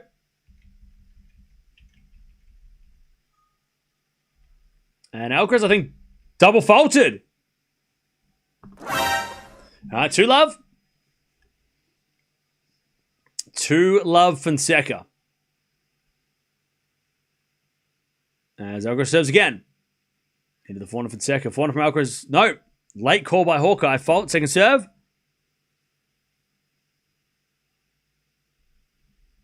As with a forehand rally down the line out of the backhand of Fonseca. Alcaraz with the backhand in the net. 3-love Fonseca. 360 no scope. That is exactly what it was. Why are people stressing over this exhibition is not serious? Kind of is, though. 3-love. Double mini break. Serve out wide as a fault. Second serve. Into the backhand of Alcaraz. Return goes to the backhand of Fonseca. Alcaraz backhand. Goes long. 4-love. For love. If Fonseca finishes, 100 pounds or 500 pounds, pray. Why are you betting on this match? That's crazy. All right, for love. Serves a fault, second serve.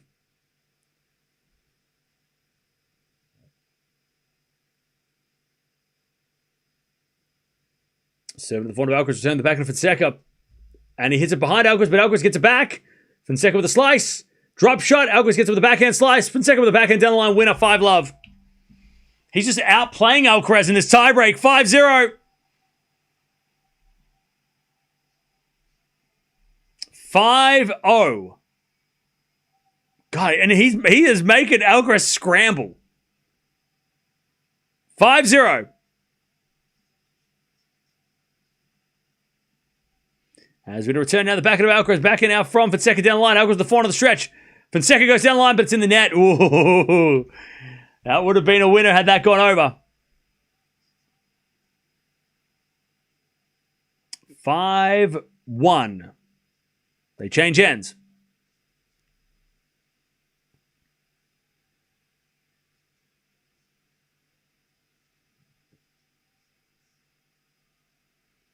Five-one.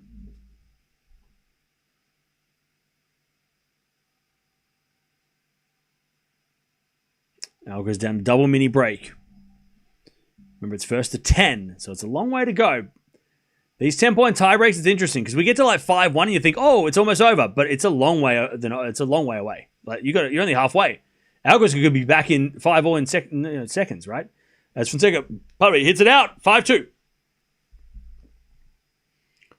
Carlos don't even care. Okay. Why do you care then? You seem a little... Are you okay? You seem a little... Why are you sweating? 5-2. As the return goes in the forehand of Fonseca, that's a good shot. Alcaraz slices it back. Into the forehand of Fonseca. Alcaraz forehand again. To the slice of Fonseca. Alcaraz forehand again. That's Fonseca backhand pass. Alcaraz with a volley. No, Fonseca hit it long. 5-3. Gets one back. 10 points. 10 points. First to 10. 5-3 Fonseca. If Fonseca wins, is so much confidence for him. I agree. As with a forehand from Fonseca, Alcaraz with a drop shot. Fonseca's going to get there. Alcaraz with a pass. Fonseca with a volley. Alcaraz gets it with a backhand down the line in the net. Oh, he missed it. Bad miss by Carlos. He should have probably hit that for a winner. Fonseca let him back in the point with that volley. That was a very friendly volley. And Alcaraz went with the one hand up. He goes two hands, hits that. He should have hit that for a win, Alcaraz. That was I know it's not serious, but it's also that was a bad error. That was a bad shot. 6-3. As we get a backhand slice from Fonseca into the front of Alcaraz. Fonseca backhand pass. Alcaraz with the drop volley. Fonseca's got it. Oh, it goes cross court, but it's wide. Oh, Fonseca's quick. He is so quick. 6-4. The anticipation on that was so good. He knew. He hit the backhand and started running because he knew Alcaraz was going to hit drop volley. He read that play real well. Literally, the second he hit the backhand, he started running. That is anticipation. He knew that Alcaraz was going for that drop shot. That's why this match is interesting, because even if Alcaraz doesn't win this, it doesn't matter really if he loses. But for Fonseca to learn these sort of things by playing Alcaraz in a real match, in a sparring match, but still see these tendencies, that's interesting. Because then when they play for real, he'll go, oh, when I do this, you do this. To put those things together, learn how Alcaraz plays points. I know that Alcaraz can do other things in real matches, but still. That's fun to see that, Fonseca's if I go down the line with a backhand, you're going to hit a drop volley, I'm going to start running. He's already picking up on those kind of Alcaraz plans. Alcaraz hits a forehand win across court from 5-love to 6-all. I mean, what did I say? They're not over. 6-all! 5-love is nothing in a 10-point tiebreak. Come on now. All right, 6-6. Great experience for Fonzie. Oh, yeah. And I mean, he has won a set against Alcaraz, so he's going to play Alcaraz next year at some point, hopefully, and he can remember that he took a set off Alcaraz, you know? And that second set scoreline is generous. It should have been 6-1. 6, maybe even 6-love. I mean, Alcaraz was not in that second set until the very end. He dominated the set, Fonseca, until Alcaraz, won a couple of consolation games. Anyways, in the net by Fonseca, and Alcaraz got the mini break now. 7-6. First to 10. 7-6 Alcaraz. This has been so fun.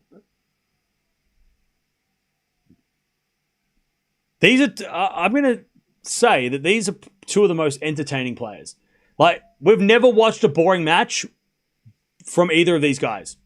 And we've barely watched Fonseca, but so far, watching Fons, never seen him play a boring match. Maybe the Draper match, where in Indian Wells was his worst match, but it's never boring. It's maybe bad, but not boring.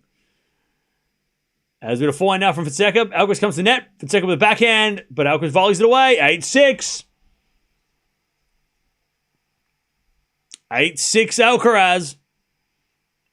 And he's come to life. He's only lost, he's won, 8 of the last 9 points? He's taking it real serious now, Alcaraz. He's like, all right. Because at the end of the day, if Fonseca's going to be a threat for Alcaraz, you don't want to give that guy hope. Doesn't matter if it's an exhibition or not. Alcaraz doesn't want to give Fonseca doesn't want to give him any thoughts that he can win. As Alcaraz hits a forehand winner, cross court, and he's got 3 match points. 9-6. Rip that forehand winner, Alcaraz. That's probably one of the best forehands he did all day. All right. Fonseca's going to serve to stay in the match now. It was 5-love like 2 seconds ago. All right. Fonseca serves. A fault. Second serve. Serving to the back of Alcaraz. Return into the front of Fonseca. Fonseca hits a winner. 9-7 Alcaraz. 9-7.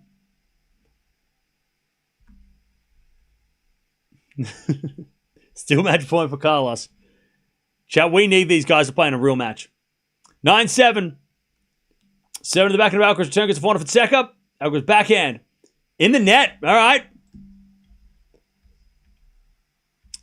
Alcaraz 9-8. Match point number 3, but it's on his serve. 9-8 Alcaraz. The crowd's going wild. This crowd's going crazy. Serving to the front of Fonseca. Return goes into the front of Alcaraz. Fonseca forehand. Down the line. Alcaraz doing running. Back in a backhand. Rally as Fonseca again the back of Alcaraz. Into the back of Fonseca. Goes down the line, but it's wide. Alcaraz wins. But that was interesting. That felt a little more serious than just yesterday we saw Alcaraz play Tiafoe. This had a different feeling. This felt different.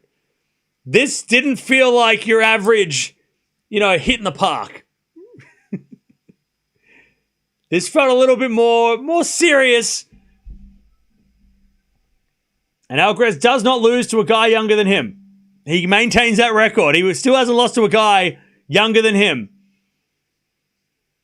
But there are a couple of guys younger than him that might like the chances in the future.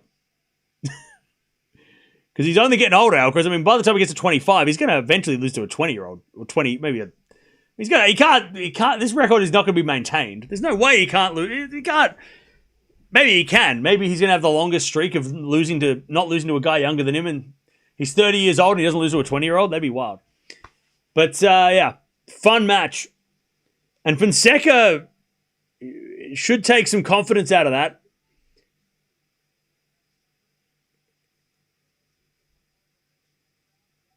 And Alcaraz probably a bit of a relief, maybe. Just like, you know what? I'm glad that I didn't play both exhibitions and lose, one thing, but also not to give a kid who is very, very scary any sort of confidence, right? Because if they play next year Alcaraz won the first match they played. So Alcaraz won the first one. Even though it wasn't a real match, Alcaraz walks into the next time they play and says, well, I beat you the first time. So, at least Fonseca, he's not going to he didn't give Fonseca any. And also, by the way, Alcaraz could play a lot better. So I think that's another thing. Like, I beat you, but I didn't really play that well. So if they play in a real match, Carlos should, if he plays better than this, should win. But man, it's going to be fun to see these guys play. I mean, we're going to see, it's going to be a highlight reel of tennis when they play for real. Like, they have got shots. Mind games with Alcaraz in this match? Yeah, maybe.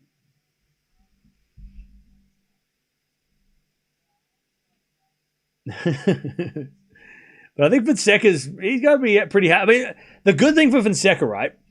Yeah, okay, he didn't win. And he did win a set, which is cool.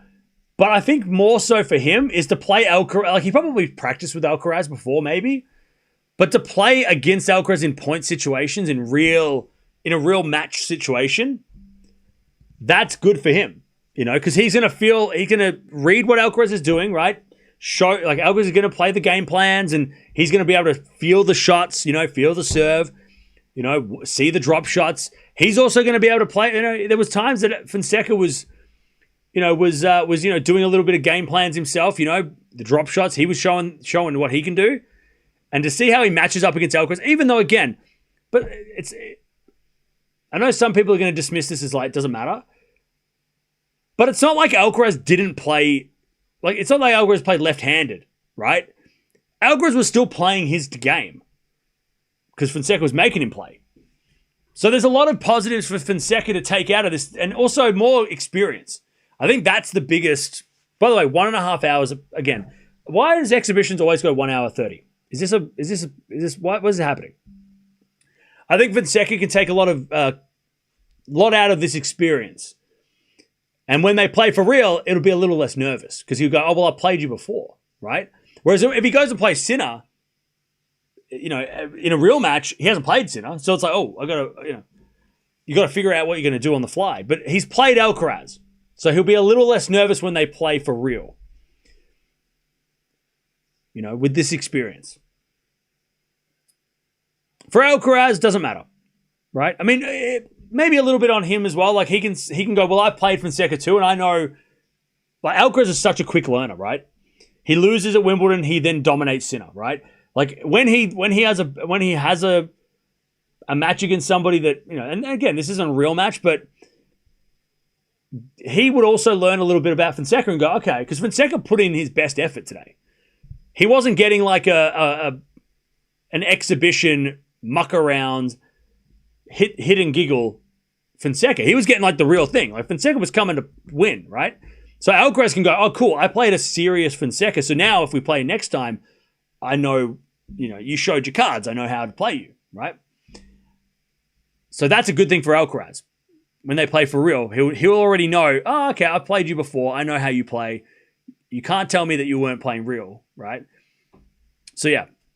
So now we're just going to get them to play for real because it's going to be really fun. I think if they do play for real, Alcaraz will probably win straight sets. I don't think I don't think I saw enough from Fonseca today to think that he's going to beat Alcaraz in the next match. I think it's more. I think Alcaraz, again, because Alcaraz is such a quick learner, I think Alcaraz is he's going to look at this and go, okay, what did he do? And then he's probably going to chop him up. It'd probably be maybe a 2 and a 3, right? But for Fonseca, he can,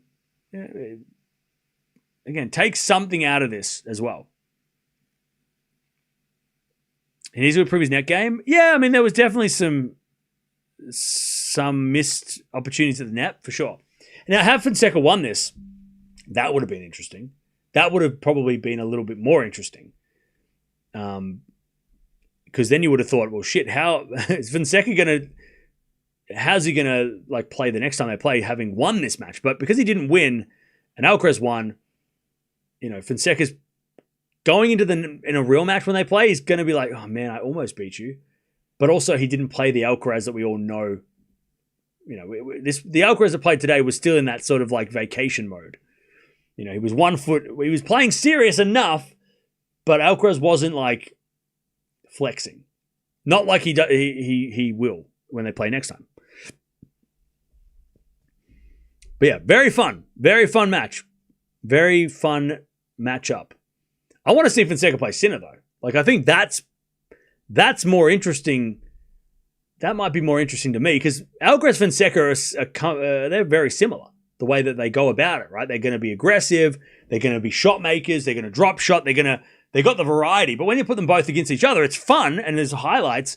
But I want to see Fonseca play Sinner because if Fonseca plays like Alcaraz and Sinner beats Alcaraz, can Fonseca trouble Sinner? Like that's what I want to see. Maybe he can't. Maybe he loses badly and it's not even close. But I think that's going to be the real interesting match. Because Fonseca versus Sinner, if Fonseca plays clean and doesn't hit errors, because that could also happen, if he plays clean and has a good match, how does he match up against Sinner? Because Rune and Alcaraz, who I would put Fonseca in that similar type of player, right? Aggressive shot maker. Those guys can beat Sinner.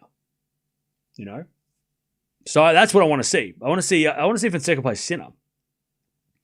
Because I think that's an interesting clash of styles.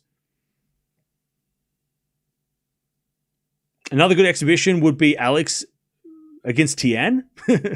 Oh wait, you're talking about Eala. I thought you were talking about Demonor versus Tien. You're talking about Eala versus Chen in the Philippines. Yeah, that could be fun.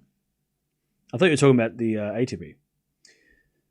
In a way, this is better. Playing for revenge is a better motivator. Well, maybe. Yeah, I mean, maybe Fonseca's going to, again, both. I think both these guys come away from this match learning enough about the other. Learning something. Experience for Fonseca to play against the best player on the planet, but also Alcaraz learned a little bit about how Fonseca plays, and when they play for real, he will be able to him and Juan. Juan Carlos is taking this serious. Alcaraz might not be taking this match serious, but Juan Carlos Ferrero is dissecting this match in the back of the locker room. Juan Carlos is taking this match as if it was a final of a Grand Slam. He's gonna be chopping this apart.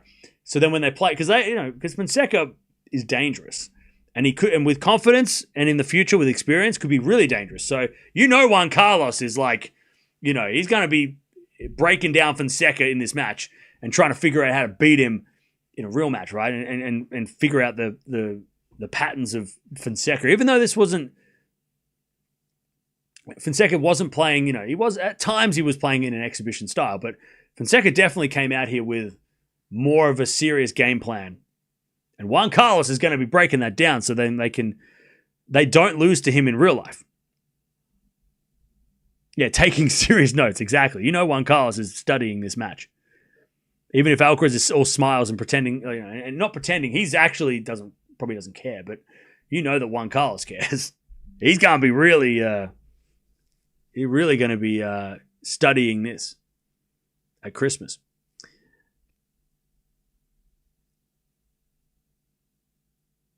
All right.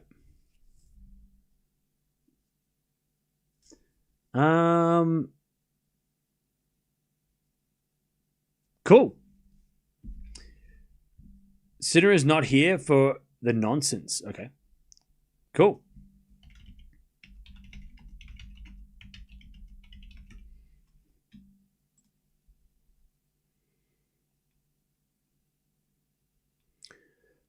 All right.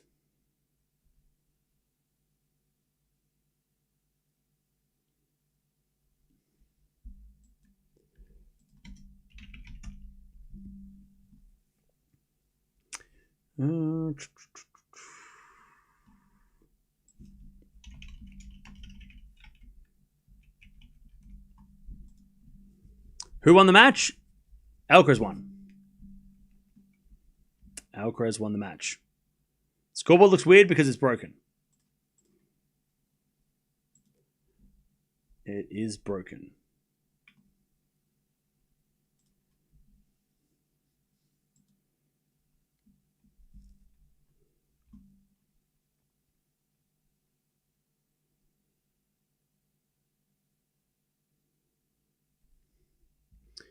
All right.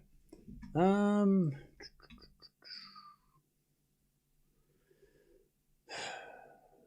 So.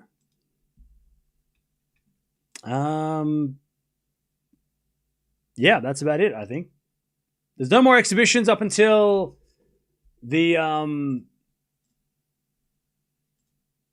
until after Christmas when we have real we have some more. I think there's some more exhibition matches like Swiatek and Sabalenka will be playing not against each other, but they'll be playing matches, which will be fun. Yeah.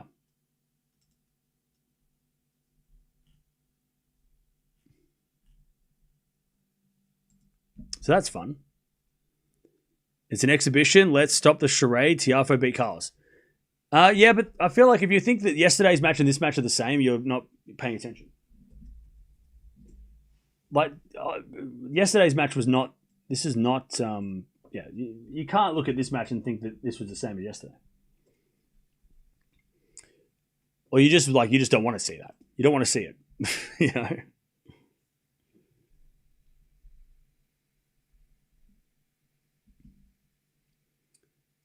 Which evening did you prefer overall? Yesterday or today? Today. I like today better. I thought today was better. I preferred today's matches. I'm a little bummed out that we didn't get to watch Sabalenka versus Osaka. I thought that was. I wanted to watch that instead of Anisimova Pegula, but they changed it up on us. So they changed it up.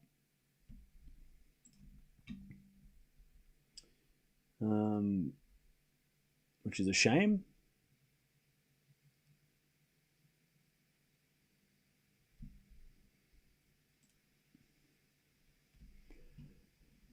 All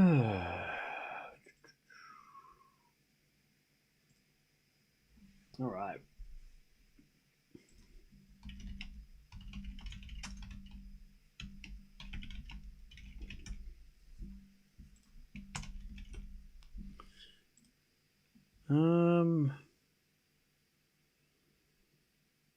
Just trying to figure something out, chat.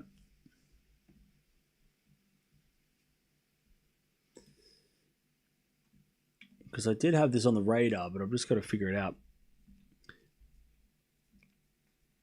For those who access the members Discord, nice. From Chile, nice. That's awesome. Fun.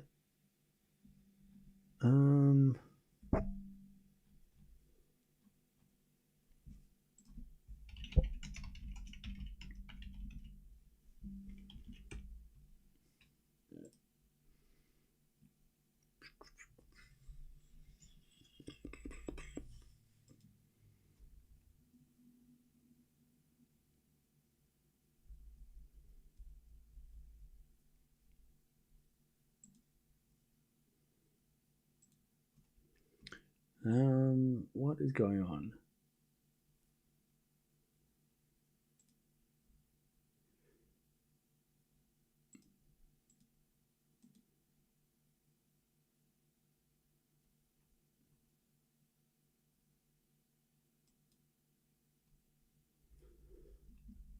So next week, the Next Gen Finals on. We might watch it. It just depends on the what time they're playing, because I'm not going to wake up and stay up all night to watch that.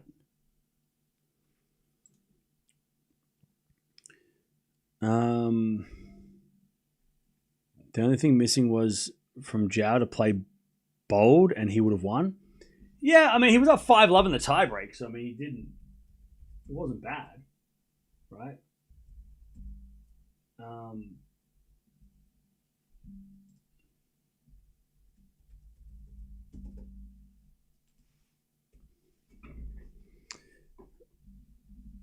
He didn't keep his promise, he lost. What are you talking about, his promise?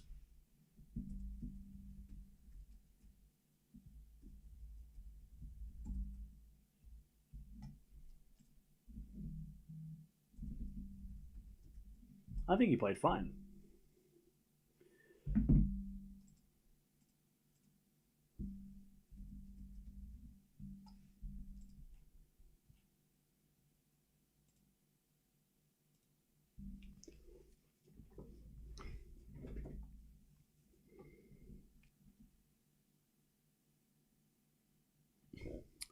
All right.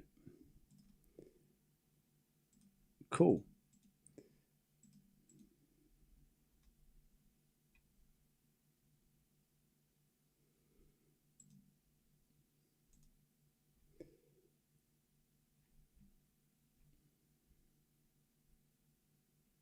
So wait, so somebody said that the Southeast Asia Games are happening. Are they happening today or are they happening tomorrow? When do they? Where's everyone from Asia? When do the Asia Games start?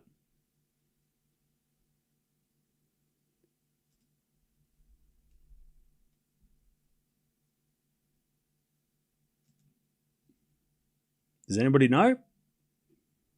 Where the hell is everybody from Asia? Starts tomorrow. Thank you, Morven. Okay. Starts tomorrow, I think. Because I think it's at a good time for me. Let me check.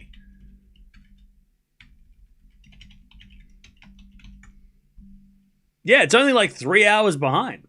So I could watch stuff. I'm the only person from Asia here. I think there's other people. They're just not talking. Morven,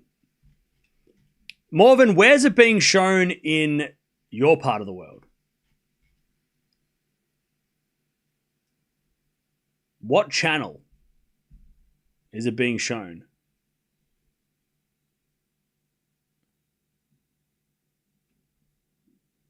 I know a guy. Do you?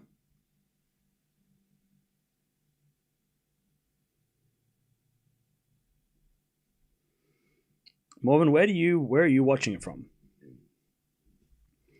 Oh, where are you? What channel are you watching it on?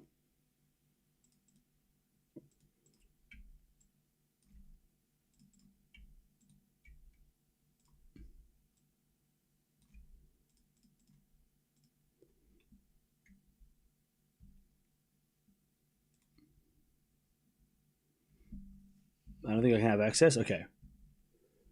All right.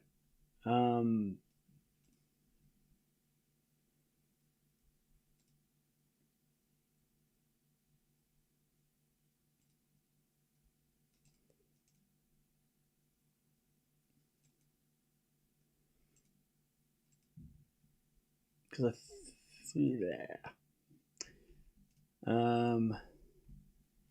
because I don't even know. Is there a draw for it? Is there like a draw for the tournament? I don't see anything about it.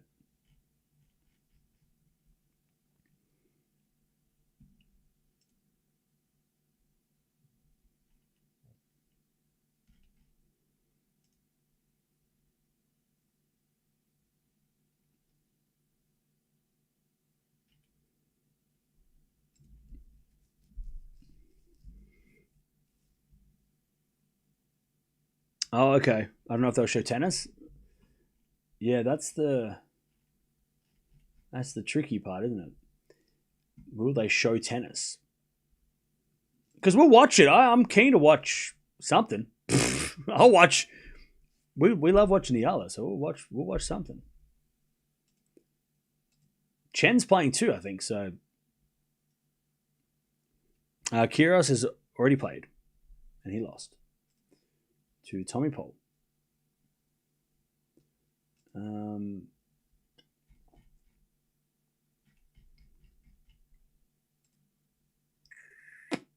But I don't think they're showing it. And if they're not showing it, then we're not watching it.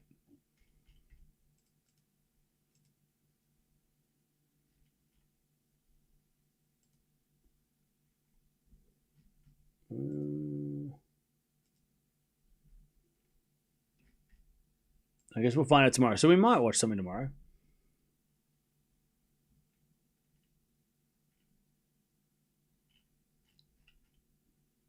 They're showing badminton. All right. We might do something tomorrow. I don't know. It all depends on if they're going to broadcast it.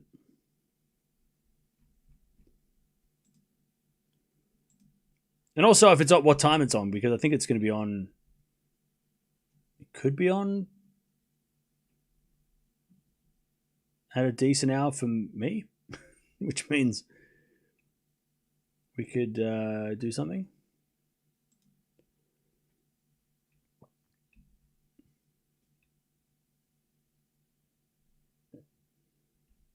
But yeah, tennis usually gets left in the dark, so we might not be showing tennis.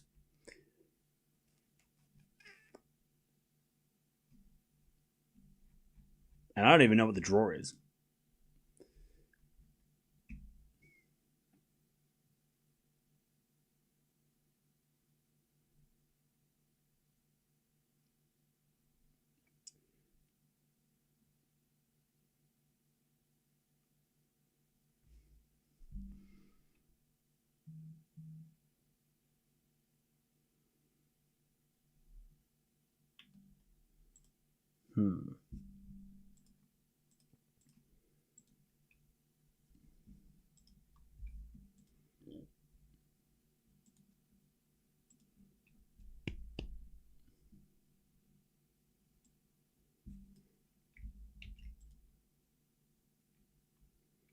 Anyways.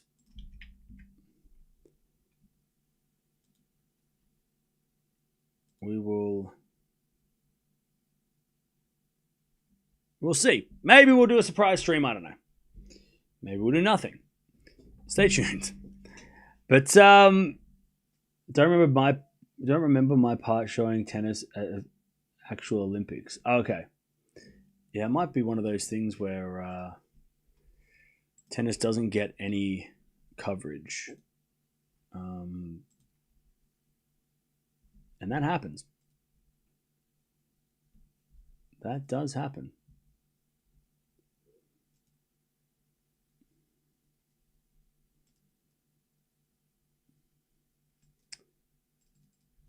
I'm just testing some stuff out before we leave.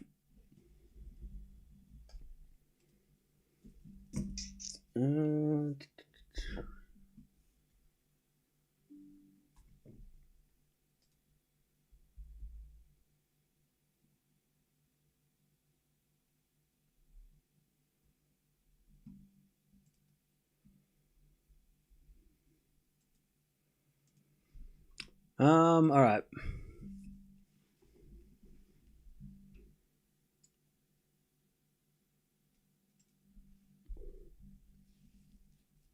Best for East US in London. This is all about money and growing the sport, is it not? What are you talking about? What do you want about?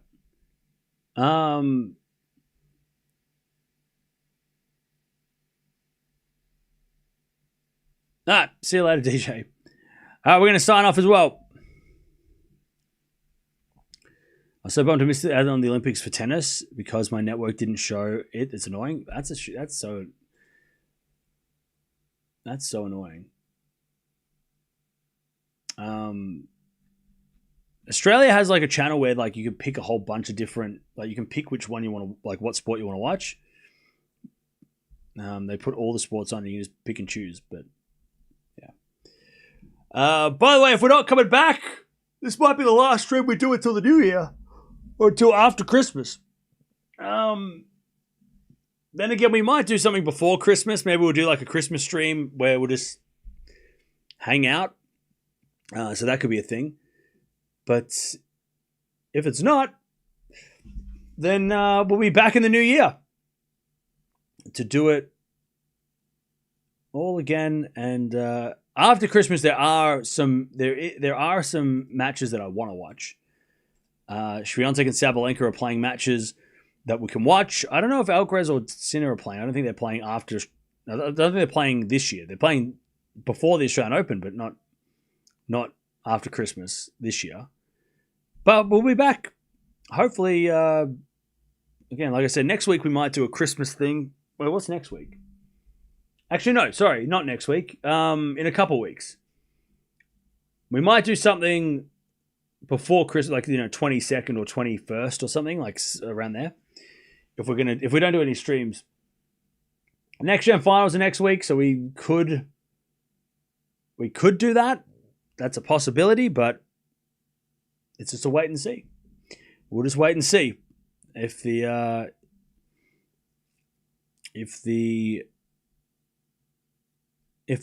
schedule's friendly. If it's on late at night, we might watch something, but it just depends. It just depends. But thanks for joining us. Alcaraz and Fonseca did not disappoint.